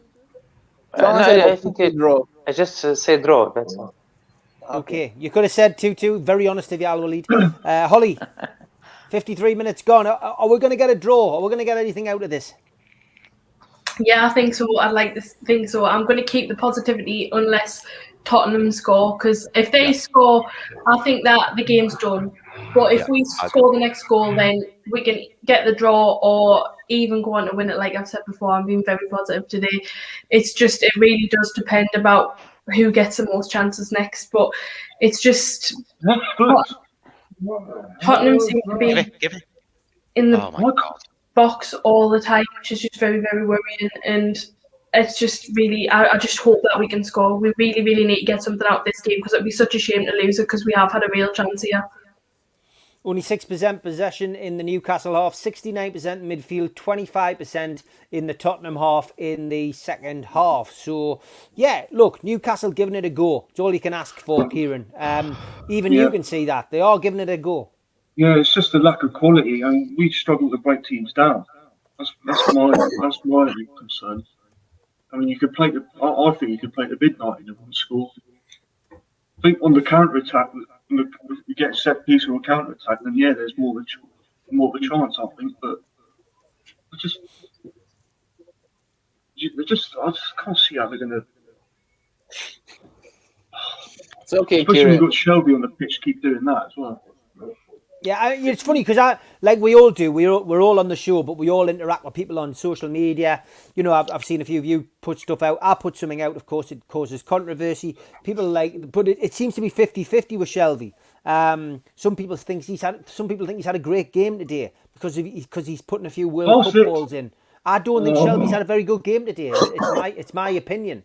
I genuinely feel Shelby's responsible for one, if not both of those goals, because he's not doing his job in midfield. It's all very well him standing there in the middle of the pitch like Jan Molby used to, putting the ball, across and hoping a forward gets onto it. But ultimately, what have we got from it? Nothing. It wasn't Shelby's ball. That created the goal for Joe Linton. He might have been involved in the build-up, but it wasn't him who created it. But I just don't see where people. I don't see where people see Shelby is a good player. I genuinely don't. He has one good Hollywood ball, and that's about it. I think to be fair to Shelby, he's being asked to do something that has never been part of his game. Even when he was coming up at Liverpool, he was not a box-to-box anything. That's why I said we need to figure out our tactics. If we are going to play Shelby, you play Shelby just in front of the back four and you tell him don't move across that center circle, because if they break, Shelby cannot keep up. That's why I said we're not playing to the strengths of our players, and that's the annoying part of trying to cope with Steve Bruce, because he's trying to play tactics that are just tactics for the sake of tactics, not for the sake of If Shelby doesn't leave the center circle or doesn't pass the halfway point, we know that he's the fifth defender in a way. So he never has to try and keep up. But he's good at what he does, or what he's supposed to be good at, the passing. It's just when you ask him to do something out of his comfort zone, don't expect much. Kieran, is it me, or are we getting this in stereo today? Is it your dad or your granddad or something? No, it's probably people. It's probably people walking by it. No, I can hear somebody else got a very similar voice to you, who's given a very similar opinion. He's shouting at the TVs. I'll put myself on mute for a bit. That's where I get it from. That's where I get it from him. I just thought, I'm thinking, am I hearing things? I'm still deaf in one lug. And I'm thinking, I'm sure I'm hearing somebody else having an opinion in there. Brilliant, mate. Yeah. Brilliant. You've hit the blue button, Steve. I've hit the blue button. Yeah, the blue button. I should put you two together on the screen, honestly, the banter between you two. Okay, 58 minutes gone. Dubravka's got the ball, kicking it out, and Newcastle's still 2-1 down. It's the same old story, Pete, isn't it? We just look as if we're going to suffer, really, here from not taking chances, mate. Yeah, and it's sort of down to ourselves, really. We've made our own mistakes for both of the goals, and we're as a team we're going to end up suffering because look, you look at Tottenham on paper, you think, it's going to be a tough game, but actually they've not really, apart from those two goals that they've scored, they haven't really created anything, and that's the most disappointing thing about it all. Is that for long parts of even this second half, we look like the team that are looking to create the chances. We haven't, but we're looking more likely than them at the moment. And all it's going to take, hopefully this man will come on and make the difference, Alan St-Maximin. But all it will take is someone like Bale to come on, and the three of them up top just nick the goal that then seals the game. And that's what you worry about, because if they get the next goal, you can see them getting another couple, because heads will definitely start to drop at that point. And like I've said to you before, Steve, every game matters. We need points from wherever. It's very, very frustrating. Just going back to your point you made about John Joe Shelby, because it is a good point. Kieran made the point about he's only really there because of his sort of Hollywood passes. He doesn't even do that now. No, he doesn't. You're right. Yeah. That element of his game went a good couple of years ago. For me, he's in there to really kind of recycle the ball and in transition keep the ball ticking over. But you've got players like Matty Longstaff that's younger, faster, fitter, more hungry than him. You got Willock, who's been better than him, coming on loan. You got players that can easily do that job now, and he's not fast. He doesn't read the game. What was really interesting over the last 2 weeks? I watched the game in the past. It was Newcastle at home to Liverpool in the season we finished fifth, and it was the one where Reina got sent off. We won 2-0. Papatic scored both of them, and I watched that game. When I watched the 90 minutes, and John Joe Shelby played for Liverpool in that game, and the one thing I noticed is he played exactly the same way then as he is right now. In exactly the same way. Oh my God, he's missed a sitter. He played in exactly the same way then as he did now. His positional play was awful. He wasn't picking up men. He was just, his lack of concentration is just there for all to see. And he's 30 years old now. He's not going to get that back. He's only going to get worse. And he'd be the first one I'd be getting rid of his 80 grand a week and getting him off to another club. Because if we keep him for another year, no Premier League club will touch him. So we need to get rid of him now, for the better of our team. Okay, Chris Hall. ASM's getting warmed up. Looks like he's coming on. Yeah, I mean, I think we need him on now, don't we? I mean, I know I said about keeping it tight and keeping things as they are. I mean, that picture that's just come up then, 15 attempts to Tottenham's 4, and we've had 5 on target, and Tottenham have only had 3. This game is that there's a point in this game all day long, but as everybody has already said on the panel, we all know if Tottenham score and make it 3-1, it's game over. But the game's there for the taking, and as I say, I've actually really enjoyed watching this game because it's just nice to see us actually in a match. We're giving them a game. I mean, if you compare this to the Brighton game, it's night and day. Brighton, we didn't look interested. There was no fight. We weren't in the game. We didn't even look like competing or even getting a point. Whereas with this game, at least we're trying, and the changing formations worked. Some of the personnel who've come in have done really well. Richie in particular, for me, I think he's been great, as well as Sean Longstaff. Gales adds that that big chance. I still feel like he's got another chance in the game. it'll be interesting if he does bring Maxi on to see who comes off. I'd probably say Joe Linton if I had to. But do I think Joe's had a bad game? Not really. Obviously, he's got his goal, and he's putting himself out there a bit. And it's probably one of the better games I've seen Joe Linton play. So it'd be interesting to see who he pulls to bring St. Maximin on. But yeah, bringing St. Maximin on into this game, Tottenham look nervous. Tottenham are just about to make a sub. They're bringing Lamella on off for Mora. Yeah, that's probably a good thing for us. Lamella, he's a bit hit and miss. Lamella. I mean, Mora's always a problem, and he's very quick, Mora. So I'm pleased about that. But yeah, now's the time to make the change. And as we've already said, I know some people have been saying that they felt like John Joe Shelby's having a good game. I personally think John Joe Shelby on his day he's great. And I think, ironically, if we do go into the EFL and we get relegated, I think John Joe Shelby will probably do a really good job for us. I do think now he is a championship player. He hasn't got the legs to compete in the Premier League. And I think I said this a few weeks back. Us in the championship are a big fish in a small pond. And if we're a team who have a lot of possession and we see a lot of the ball, and we have teams defensively set up against us, perfect for John Joe Shelby. If John Joe Shelby plays in a team where at the moment we're the little fish in a big pond, aren't we, in the Premier League, it just doesn't suit him because we set up defensively, and that means he's got to put a shift in and he's got to put a bit of graft in, and we all know John Joe Shelby doesn't do that. But I wouldn't particularly want John Joe Shelby on 80 grand a week in the Championship, so we probably do need to cut ties with him, sadly.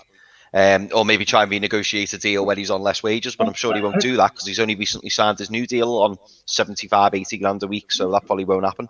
It's probably time to move him on. But on his day, he's a fantastic passer of the ball, and there's a lot of technical qualities that he's got, but sadly, you need that engine. In this day and age, in the football that we play, you need somebody who's got an engine. You need someone who puts 110% effort and commitment in, and sadly, John Joe Shelby doesn't do that.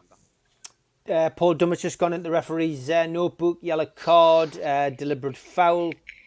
Tottenham have a free kick. They whip it in. Look at that. Bloody head it straight to them. Newcastle still under pressure here as Tottenham look to carve out an opportunity. Ball's whipped in. Is Harry Kane anywhere near it? No. Put it the other way. Almiron manages to nod it over the bar, and Kieran's sidekick obviously thought that was funny in the background. We heard the laugh there, Kieran. We heard the laugh. You can't hear it. You got your headphones on. He's literally right here. Good. You'll have to get him on. Al-Walid, 65 minutes. It's substitution time. 65 minutes. He was gonna say the same thing. Yeah, it's obviously St. Maximin. Hopefully, will get inside and he will create some chances and help the front line. I still feel that we're gonna get a draw, but the problem, we are not seeming we are seeming that we're expecting the defeat so far. Yeah, Newcastle still losing 2-1. Cleared the ball off the line there. Spurs had another opportunity to go 3-1 up. Still a chance for Newcastle to get something out of this game. The substitution's key. We still haven't seen Steve Bruce making that decision yet, but ASM has been warming up, so we're expecting to see him take the field at some point. The big decision is who he takes off, and we do know Steve Bruce tends not to do what we all expect, as the TV just replays the last corner. The ball was half cleared by Paul Dummett, who's had a great game again today. Spurs centre-half came in, but the header was cleared off the line by a Newcastle defender. So still 2-1. Chris here, what you don't get your head burnt, son? Yeah, I think if ASM comes on, he'll probably come on for like Almiron or something. So it's like, always seems to like take a attacking player off when he brings attacking player on. Never really adds more attack when he subs. So yeah, whoever ASM comes on for will probably be disappointed to not have ASM playing alongside that player rather than replacing him. So prepared for that.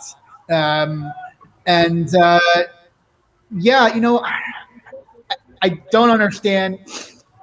We've talked how long the season. We don't understand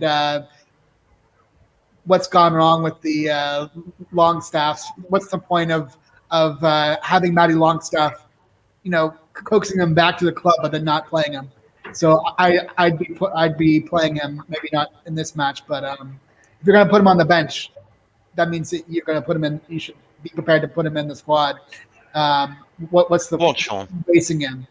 So ASM comes on. I would like to see Matty Longstaff figure in, maybe not this match, but future matches if he's going to be on the bench.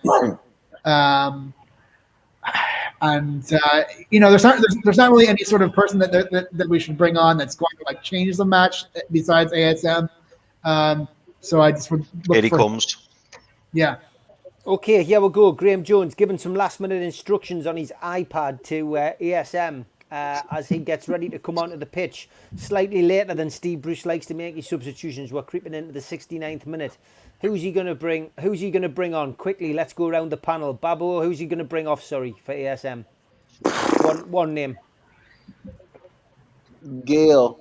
Okay, Holly. Oh yeah. Yeah, I'll probably say Gale as well. Okay, Kieran. Yeah, probably Gale's just not got non-existent now, hasn't he? Yeah. He's not in the game. Okay, you're going for Gale. Pete, do you think Gale's coming off? No, I think he'd probably take Almiron off. Yeah, I too. My money's on Almiron. Chris Hall. Should be Joe, but it'll be Miggy.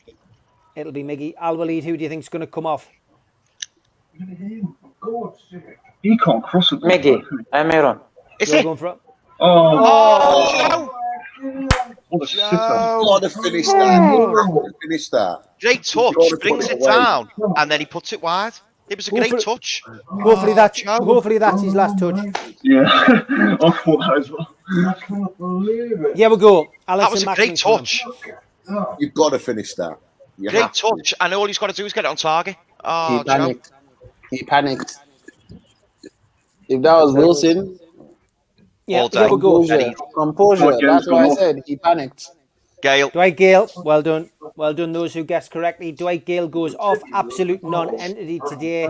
Played wide, it has to be said. Wasn't played in his preferred position. I don't think he was expected to do the graft up and down and cross the ball in for Joe Linton. And when you see him miss sitters like that in itself has got to be a really hard thing to do. Kraft finally contributed something. So. Yeah, he did. So Holly, are you happy with that substitution? I mean, Tottenham are just as well. It's bad. I mean, Holly? Yeah, I'm happy with that substitution. I think that Gale hasn't really done much this game, but again, fair since he's been out of position. But yeah, I'm happy to see him off, and I think it was the right time to bring St. Maximin on, because we need someone now that can really change up the game, and he's the one flair player that we've got who can make a difference, and then hopefully we can just go on to press even more and put more pressure on the Spurs team. Yeah, I would agree. I mean, ASM coming on is a big plus, but yeah, I'm disappointed in Dwight Gale. I really am. I really am. Babbo, you happy with that substitution? To be fair, I think it's a good substitution because he's just faded out of the game, and if you're going to bring someone on with the amount of crosses that I think we're going to be throwing into the box, Joe Linton stands a better chance at heading than Gale, because I think he's shorter than both centre backs, so it would have made sense. You see the goalkeeper in it. Look at the goalkeeper's position. Shelby got booked, right? Problem left. Top left. Did you see the tackle Shelby got booked for? He's too far over. He is too far over. No, hit the wall. Oh, Jesus. Just this is why I said any reasonable human being would take this man off, because there was no reason. Just hacked him down. Yeah, Imran says, come on, give Joe Linton credit. He scored already today, so we can't expect another one for 2 years now. He's hit his quota. Imran, you're on fire today. You're on fire with your comments. Yeah. Oh my God, what shall we do? Oh no. Joe Linton will eventually reach there. He's going to be one of these players that will take away from the club, and then he'll start scoring like crazy. And then we'll go, why didn't he do that? Shelby gave the ball away, chested it down, didn't even look, rolled it to the Spurs midfielder who slotted it through for Harry Kane. Luckily, Dubravka was on top of it to stop Harry Kane getting his hat-trick and Spurs' third goal. Shelby is a plant. He's a plant. First off, he's a plant. First off, he gives away the free kick that gives them the chance to almost score, and then he goes, "You guys didn't take that one, so I'm just gonna roll this right in front of you so you can." Oh my let God! It end. Jesus, this is shocking. This is, isn't it? We are the worst team in the league. Yeah, Paul Palpatine on Twitter says Joe Linton's goal was a fluke. He cannot hit a cow's arse with a banjo. Lots of straightforward talking on Twitter as usual. Kieran, were you happy with that substitution? Well, I mean, yeah, I am because Gale hasn't done anything, has he? He's just, I mean, he's been non-existent apart from the chance he had earlier on in the first half. But go on. What the hell is he doing? I think he was off from the offside position. Honestly, why didn't he charge in? Yeah, disappointing, Pete. This spell, we haven't really managed to capitalise on it. We've brought ASM on though. There should be a spark of hope, but I know he's coming back from injury. Are we expecting too much from him in this first outing? Well, if you go back to when he came on as sub against Villa, I thought he was very bright then when he came back from injury. The Villa away game, he looked really bright even though he'd not played for 10 weeks. So I am expecting him to be lively. I'm not sure about his positioning though. It looks like he's playing more central, where you get your best from ASM on the wings. So I'm not sure how this is going to work really. But look, we've had chances today. We've had chances to at least get back into the game, or should be winning. Maxi. We'll just see how this one pans out. Good tackle. Kjellberg again with a very, very important tackle. But it's disappointing. Dwight Gale, I'm inclined to sort of disagree with you, Steve. I actually think Gale's been playing down the middle today. I think he's been more central out of the two between him and Joe Linton. I think at times he's had to run into the channels to get the ball, which a striker does anyway. A striker is expected to run into the channels. But he's played dead centre for most of this game. And he has given us, apart from the header and the miss in the first half, absolutely nothing. He's given us absolutely nothing up there. And it just shows the golfing quality between him and Callum Wilson again. Really, it just shows how far down the pecking order in terms of quality we go when Callum Wilson's not in the team. So yeah, I'm not surprised that Gale went off. I actually think Miggy's been really quiet today. Miggy is a number 10. It's been very, very clear in the weeks that he's played before he got injured that he's a number 10. So he's been playing quite wide out on the right hand side with Murphy overlapping, and it's just not his game. He's been really, really quiet today. So we've kind of sacrificed him by playing this particular formation, which is a shame. Is there a chance of us getting a goal? Yeah, of course. Again, Tottenham haven't been good at all today, both defensively and in attack. We've lifted both of their goals, and that's why they're winning right now. They haven't had to work for their goals. And other than that, they haven't done anything. They haven't done anything. I haven't seen Dubravka have to make an amazing save or be peppered throughout this same 76 minutes. I haven't seen any of that. And it's just a shame that we've not been able to take advantage of it. But, starting to look the ball around now, left, there's still an opportunity for us to get a goal, and I hope that we'll get one more chance. Okay, Chris, 77 minutes played. Spurs getting another free kick. It's just got a feel of inevitability about this. We're looking at Lewis now warming up for Newcastle. It's Willock. Sorry, yeah. Whether there's an injury, or whether we're looking at maybe finally replacing Shelby when there's too little, too late. But yeah, there's just this feeling of inevitability for me that Spurs are going to get another goal here. Yeah, certainly. I feel the same in the last 5 minutes. I was really positive, but yeah, Spurs have really cranked it up a notch, and they've had a couple of half chances that haven't quite, that final ball hasn't quite been right. And obviously, when that does click, you do have a feeling that they will take the chance when it comes. They are pretty clinical with Harry Kane up front, and now obviously they've got Son there as well. By the way, Holly, apologies for interrupting your mid-rant there. I just got really annoyed. I don't know whether you all saw it, but Shelvey felt like something hadn't gone his way, and he stood there with his arms out wide, screaming at the ref while the play was continuing. And it's just stuff like that. And then he loses the ball. Sorry, the ball goes past him, and he runs back to try and get the ball back, nowhere near the ball, and just hacks the player down and gets a yellow card. That just sums up John Joe Shelvey, to an absolute T. But yeah, we're still very much in the game. While it's 2-1, there's obviously, we've still got the opportunity of grabbing the draw. We just need to really show, that extra 10%. We've just got to really try and go at them, because as things stand, I'd rather lose 3-1.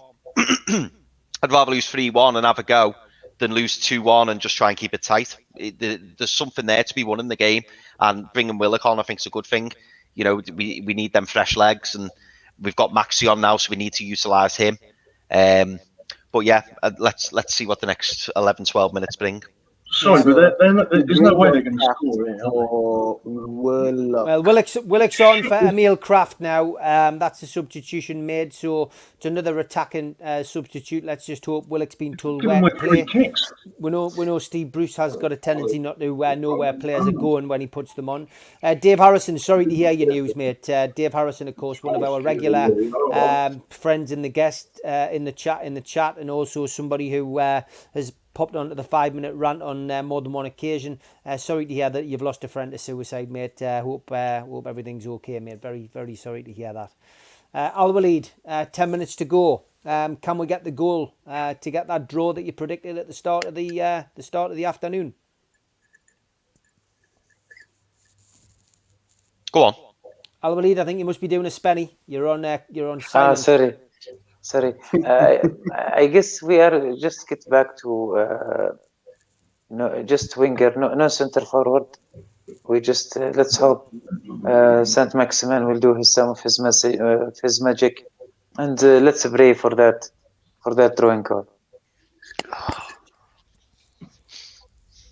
Yeah, it's not great, is it? It's 10 minutes to go, Chris here, and just has that feeling of inevitability. I've just seen Mark Douglas tweet that it's got a feeling of a Man United game that he watched where Newcastle needed to get something out of it. It must have been in one of the relegation seasons. I'm trying to think of which game he means, but Steve, I think he's on about the game in October when they beat us 4-1 at St James's, and it was like 1 each and 10 minutes to go or something. But he might be on that.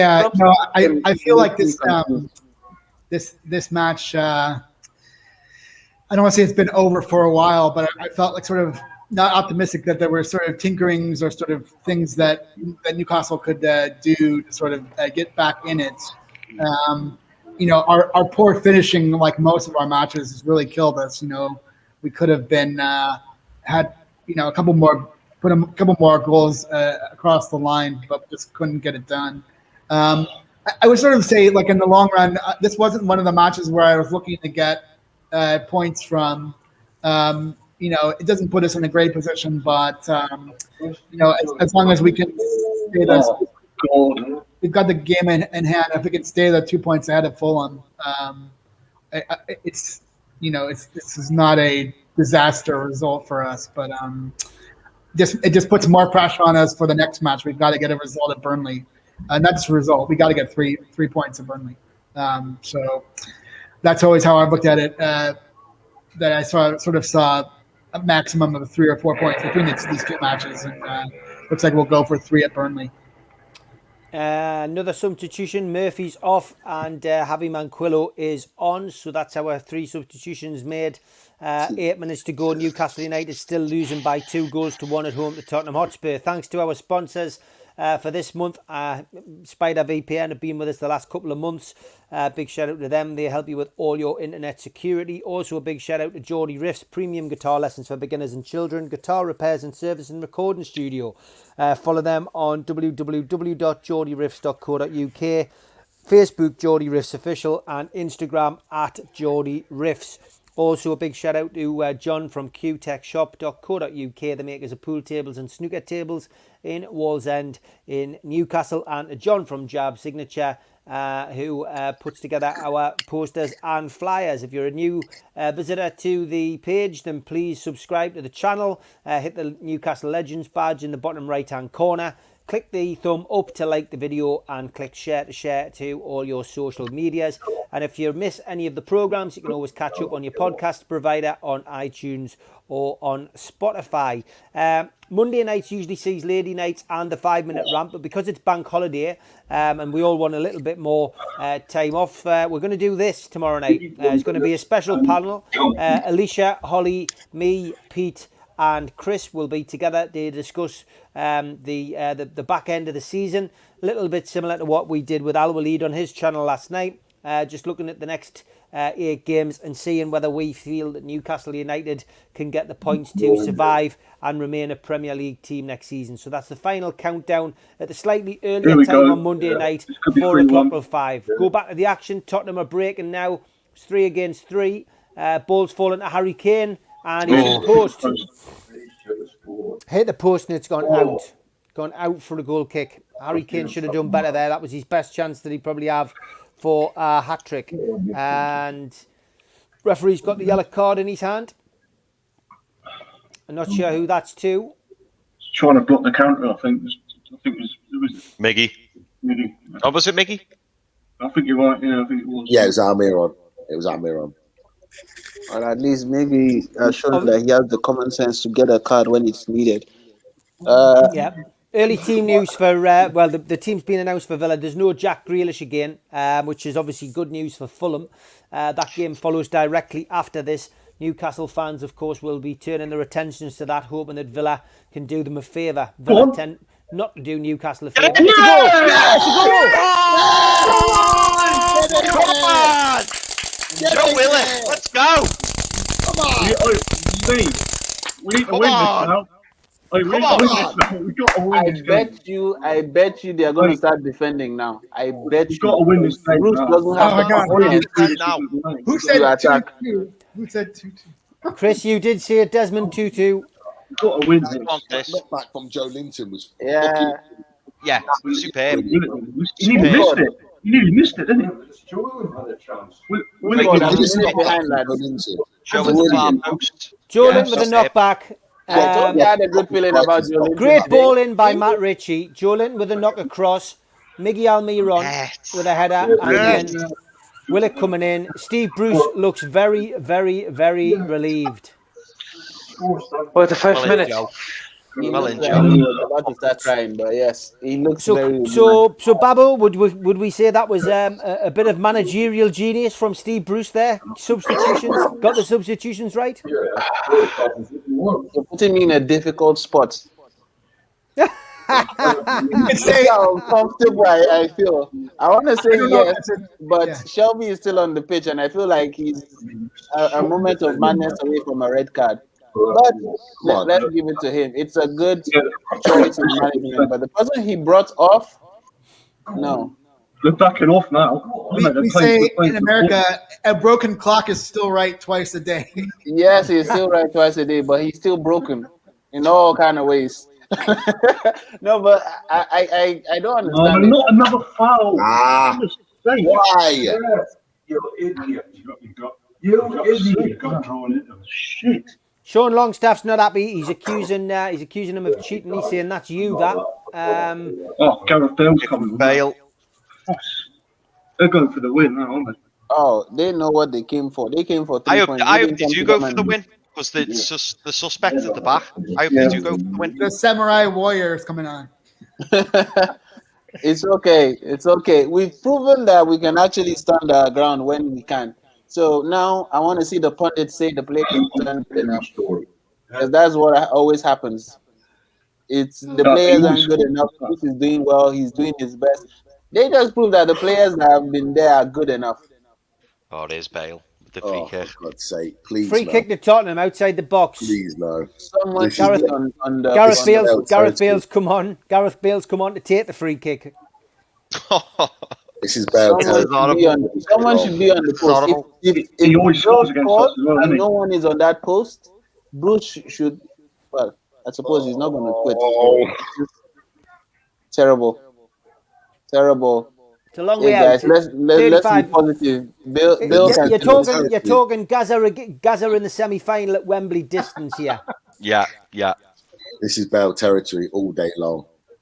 Free kick taken. That'll do. It's hit the pigeon in the Leazer's end. No, trust me. I was watching AFCON against Algeria or Morocco, I think. Yeah, Algeria. And I saw a free kick given and I was, Mahrez is coming on to take this, and you guys aren't putting a man on the far post. What kind of management is that? So let's just make sure we got this shit on point. I've got to say, Nicole, our resident, she's a Liverpool fan, if I remember rightly. Every time she comes on, we'll get a decent result. So welcome back, Nicole. You should be here every week. Whenever she comes on, we always seem to get something out of the game. So well done, Nicole. You might just be the good luck. You know, one of the craziest facts that I learned about Isaac Hayden, he's basically like he buys new trainers every time they lose a game. So I'm like, do you know how many pairs of trainers Isaac Hayden will have gone through this season? What, Matty, son? Yep. Yes, Matty. The good thing for Chris is he can't be caught by the police until the end of the game because he's he's about 10 flights up. Corner. 35. 35 floors up. It's like an episode of Line of Duty outside your house. This referee's been shite, hasn't he? He's not giving us anything. I went the corner anyway. Oh. Classic commentary there from Kieran. Okay, we've got a minute left plus stoppages. Holly, can we hang on? Come on. Yes, I think we can. I had a feeling that I was going to come to the last few minutes and then we were going to equalise. Like, I just had that feeling about it and that happened and I'm so happy that it's happened. And I just think now we need to try and be as defensive as possible. If we do get a chance, of course, take them. If we can go and get the winner, that would be amazing. But we really need to hold on now, especially that there's 4 minutes added time on because that's quite a while. So, but yeah, I think we can hold on to the point. We're into injury time, 4 minutes added time. Not long to go. That's about right with all the substitutions. Hasn't been many delays in the game. Who's going to get the winner? Kieran, are we going to get a winner here? Get the box. Cross it. Oh, what is that? I like this odd feeling I get when I feel like we could either win a game in the dying minutes of a game. Usually we're trying to equalize then. I've got to be honest, Kieran. If we can get a point out of this, it's a point. It's a well-earned point. Yeah, and this is the kind of result that we'll get Fulham flatlining when they start their game. Grealish isn't playing. That's a massive plus for them. Oh, he's done him. It's the midfield again. They're walking through the midfield, centre of midfield too easily. Son nods the ball down. Oh no! Still there for Tottenham. Newcastle back in numbers. Ball's crossed in. Harry Kane in the middle doesn't get to him. Oh. And that's out for a goal kick.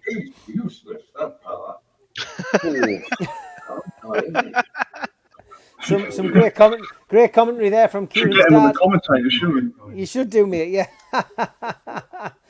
Okay, so Pete, we've got 2.5 minutes left, mate. Come on, hang on. I'm shitting it, mate. Yeah. I'm fucking shitting it. Look, this is the point that none of us expected today, and a couple of people did. Yeah, well, yeah. We didn't.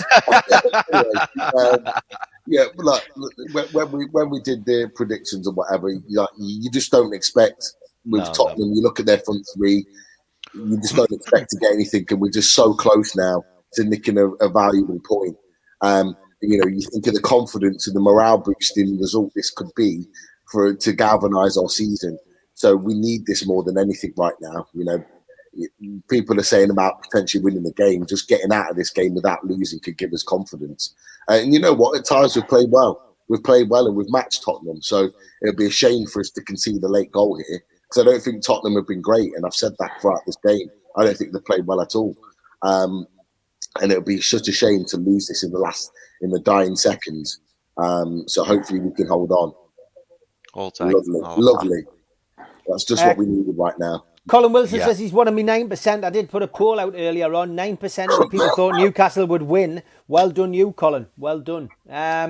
Chris Hall, got just about 1 minute and 20 left. Yeah, just nervous now. I mean, it's a massive point, isn't it? Really, really big point. I mean, I've still believed we might have an opportunity in this last minute. And do you know what? I think we're fully deserving at the point as well. You know, we've played well today, and I've enjoyed watching the match, which I can't say I've said very often in the past however many months. I've actually enjoyed it. We've putting up a battle performance, and it's you know, good signs, isn't it, going into Burnley? So I'm feeling good about this game, and you know, as I say, fully deserving of the point. So let's hope these next 30 seconds we don't go and shoot ourselves in the foot. Yeah, Al Walid, can we hang on? Got about a minute left. I would say just if you can skip me, but I'm really admire Joe Willock. Go on. Oh, come on, kick the ball. Pass it. Go on, last chance. Go. Give it. Use your left foot, you idiot. For God's sake. Why can't professional footballers just get it in the box? Join that. All time. It was. That'll do, boys. That'll do. And Holly, that'll do. I just want to say that Joe Willock, actually, I'm a big admirer for him. It's just 2 months, but he looked like he understanding everybody how they play. It's good addition to the team.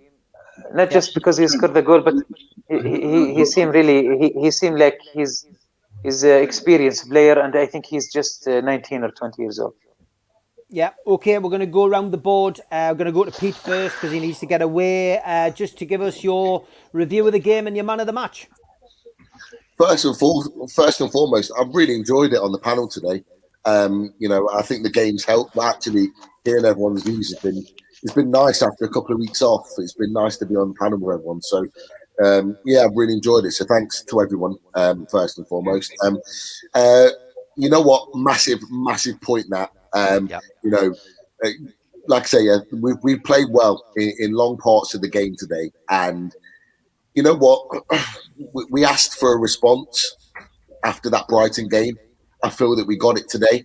Obviously, we would have loved to have got the 3 points, but we had a response from those players today. You can already see that the likes of Richie and Sean Longstaff made a difference to that team. Starting Murphy made a difference. You know, so. You know, you can argue that Bruce got his selection right with the results and with the players that came on. You know, we give him a lot of stick, and rightly so at times, but the choices of subs and the choices of the selection of his starting, it has worked. So fair play to that. You know, the confidence that those boys will have going into that game now against Burnley, which is a huge game next weekend, will be a lot better. There'll be a step in people's, you know, there'll be a spring in the step going into training this week. They might only have 2 days training, but it's still there'll be a spring in the step. And yeah, it's another point. Again, the most important thing is that it now puts pressure on Fulham. Fulham will know going into the game very shortly that we got a point today, and they know they're going to need to win in order to go, you know, go above us. So it's all on them now. Is Grealish actually injured, or is he on the bench? Yeah, he's still injured, I think. I don't think he's in the team. But look, it is what it is. You know, we've done our bit today. There's still a long way to go, but it started positively. So, you know what, fair play. Okay, Pete, thanks. I know you've got to get off, mate. Thanks. We'll see you tomorrow night. See you tonight, tomorrow night, 4:00. Definitely. Take care. Take care, mate. See you Cheers, later. Mate. Chris Hall, give us your match review and your man of the match. Yeah, I really enjoyed it. It was a good match. Nice to see us compete, as I was saying throughout the match. I think we fully deserved the draw. I think it was the right result. And you could argue out of the two teams, if anyone should have and deserved to nick it, you'd say us. You know, we've put in a really good performance. Tottenham weren't quite at it today. Son came on and didn't really make much of an impact, which I thought he would. Kane, deadly as normal. If you give him the chances, he'll score.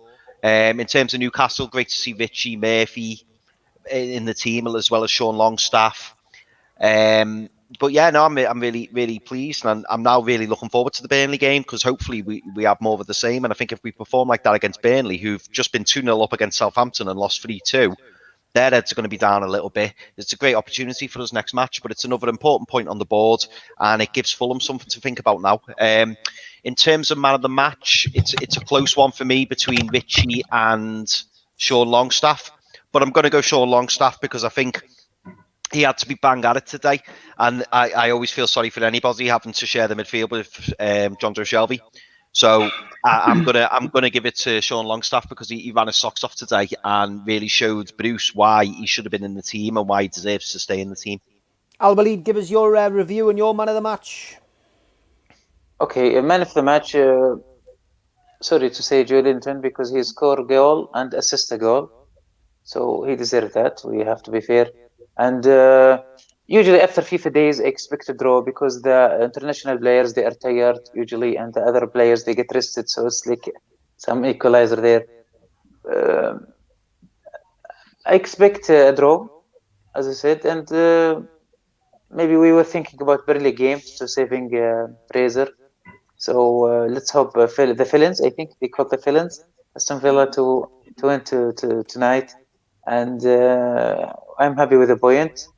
And as I said, I'm really, I very like Joe Willock. I think he's a good addition to the team. And big shout to the one who chose him to add him in the January transfer market. Okay, Kieran, over to you.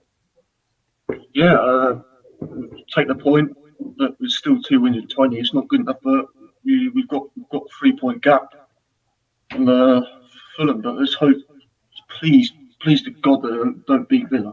This result won't mean anything, will it?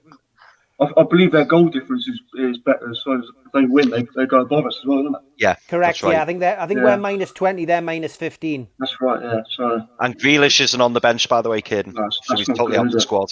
No, that's not good, is it? Man of the match today, Kieran, for us? I think Richie, definitely. I thought he played really well. He was committed, wasn't he? Yeah. Yeah, he put his foot in. He delivered some good balls in the box. Yeah. Yep, okay. Holly, give us your review of the match and your man of the match. Man of the match I'd give to Sean Longstaff, because I think it can't have been easy for him coming back into that side, especially with all the supposed disagreements and stuff off the pitch with Bruce.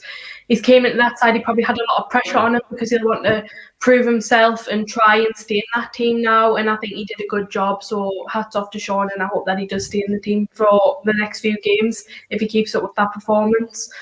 In the match, yeah, I'm really happy with the point. I think that it's a good point against Spurs. I know that I obviously predicted us to get something from the game, but if we didn't, then I think none of us would have been too surprised, really. But the fact that we did is just really, really good, and we showed fight and effort for once. That's all we can ask. We don't ask a lot. We just want the team to have a go and try, and that's what they did. And if we keep picking up points and here and there shock points, get a few wins, then we'll be able to stay up, and that's what we need to focus on now. It's certainly put us in a good position, and just hopefully Fulham can get beat now, and then it keeps that 3-point gap, because that's a lot more healthy than the 1-point gap that we've had for quite a while.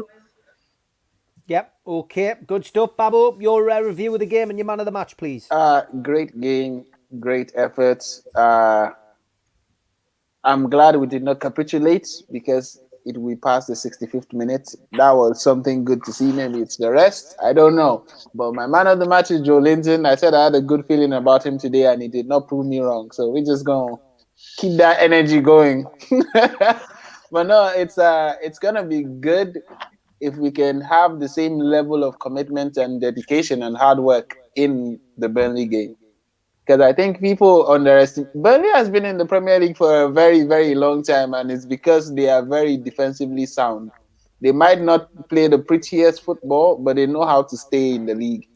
So it's going to be one of our toughest matches, because I personally believe Newcastle players tend to relax when it comes to teams in the lower half or in the mid-table too. So we need to make sure we come with our A game. And that is the only way, as Holly said, that's the only way we're going to survive this, if we pick up points as we go. There is no match that is a 3-pointer or a 2-point or one. No, all the matches are 3-pointer matches. And if we do not play with the intention of winning, then we should not play at all. Yep. Okay, Chris, last but by no means least, over to you, mate.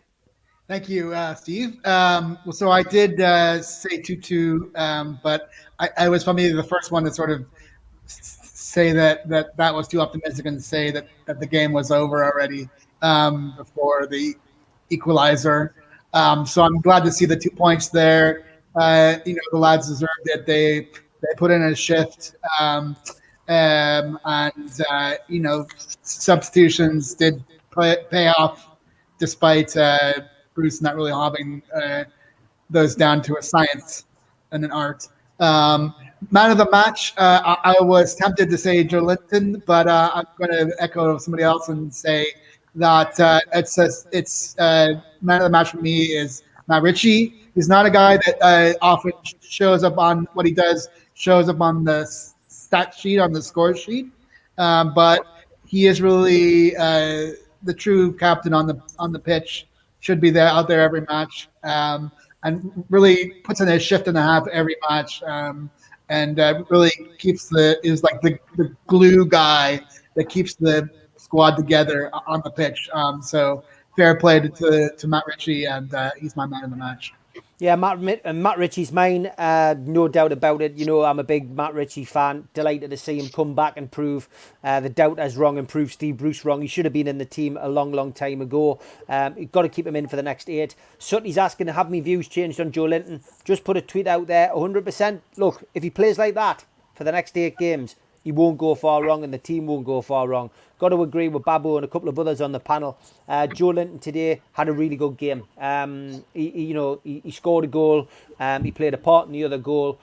That's what his job is. He's not the greatest player. He's not the most technically gifted, but even that little drag down that Chris Hall mentioned earlier, where the ball came across, he took it like a striker should. Unfortunately, put the ball wide. Had he scored that, he probably would have nailed man of the match for me. But you know what? Well done to Newcastle today. A point gained, point I didn't expect us to get, and onwards and upwards. Go to Burnley next week, full of confidence. Let's hope Aston Villa can beat Fulham. Don't forget, we are back tomorrow, 4 o'clock. Just the one show tomorrow. We're doing the final countdown. Join me, Holly, Alicia, along with Chris Hall and Pete, and we're going to talk about the last 8 games of the season and see where we will finish. Each and every person's going to have their own say on that, and let's hope we can continue in the same vein. It might be a more cheery show tomorrow now than I was expecting, but enjoy your Easter, enjoy your eggs, and enjoy Aston Villa Fulham. Big thanks to Chris, Babbo, Holly, Kieran, Chris, Alwaleed and Pete for joining us today. Take care, stay safe, and see you all tomorrow night. Happy Easter, people. Happy Easter. Happy Easter. Happy Easter. Happy Easter.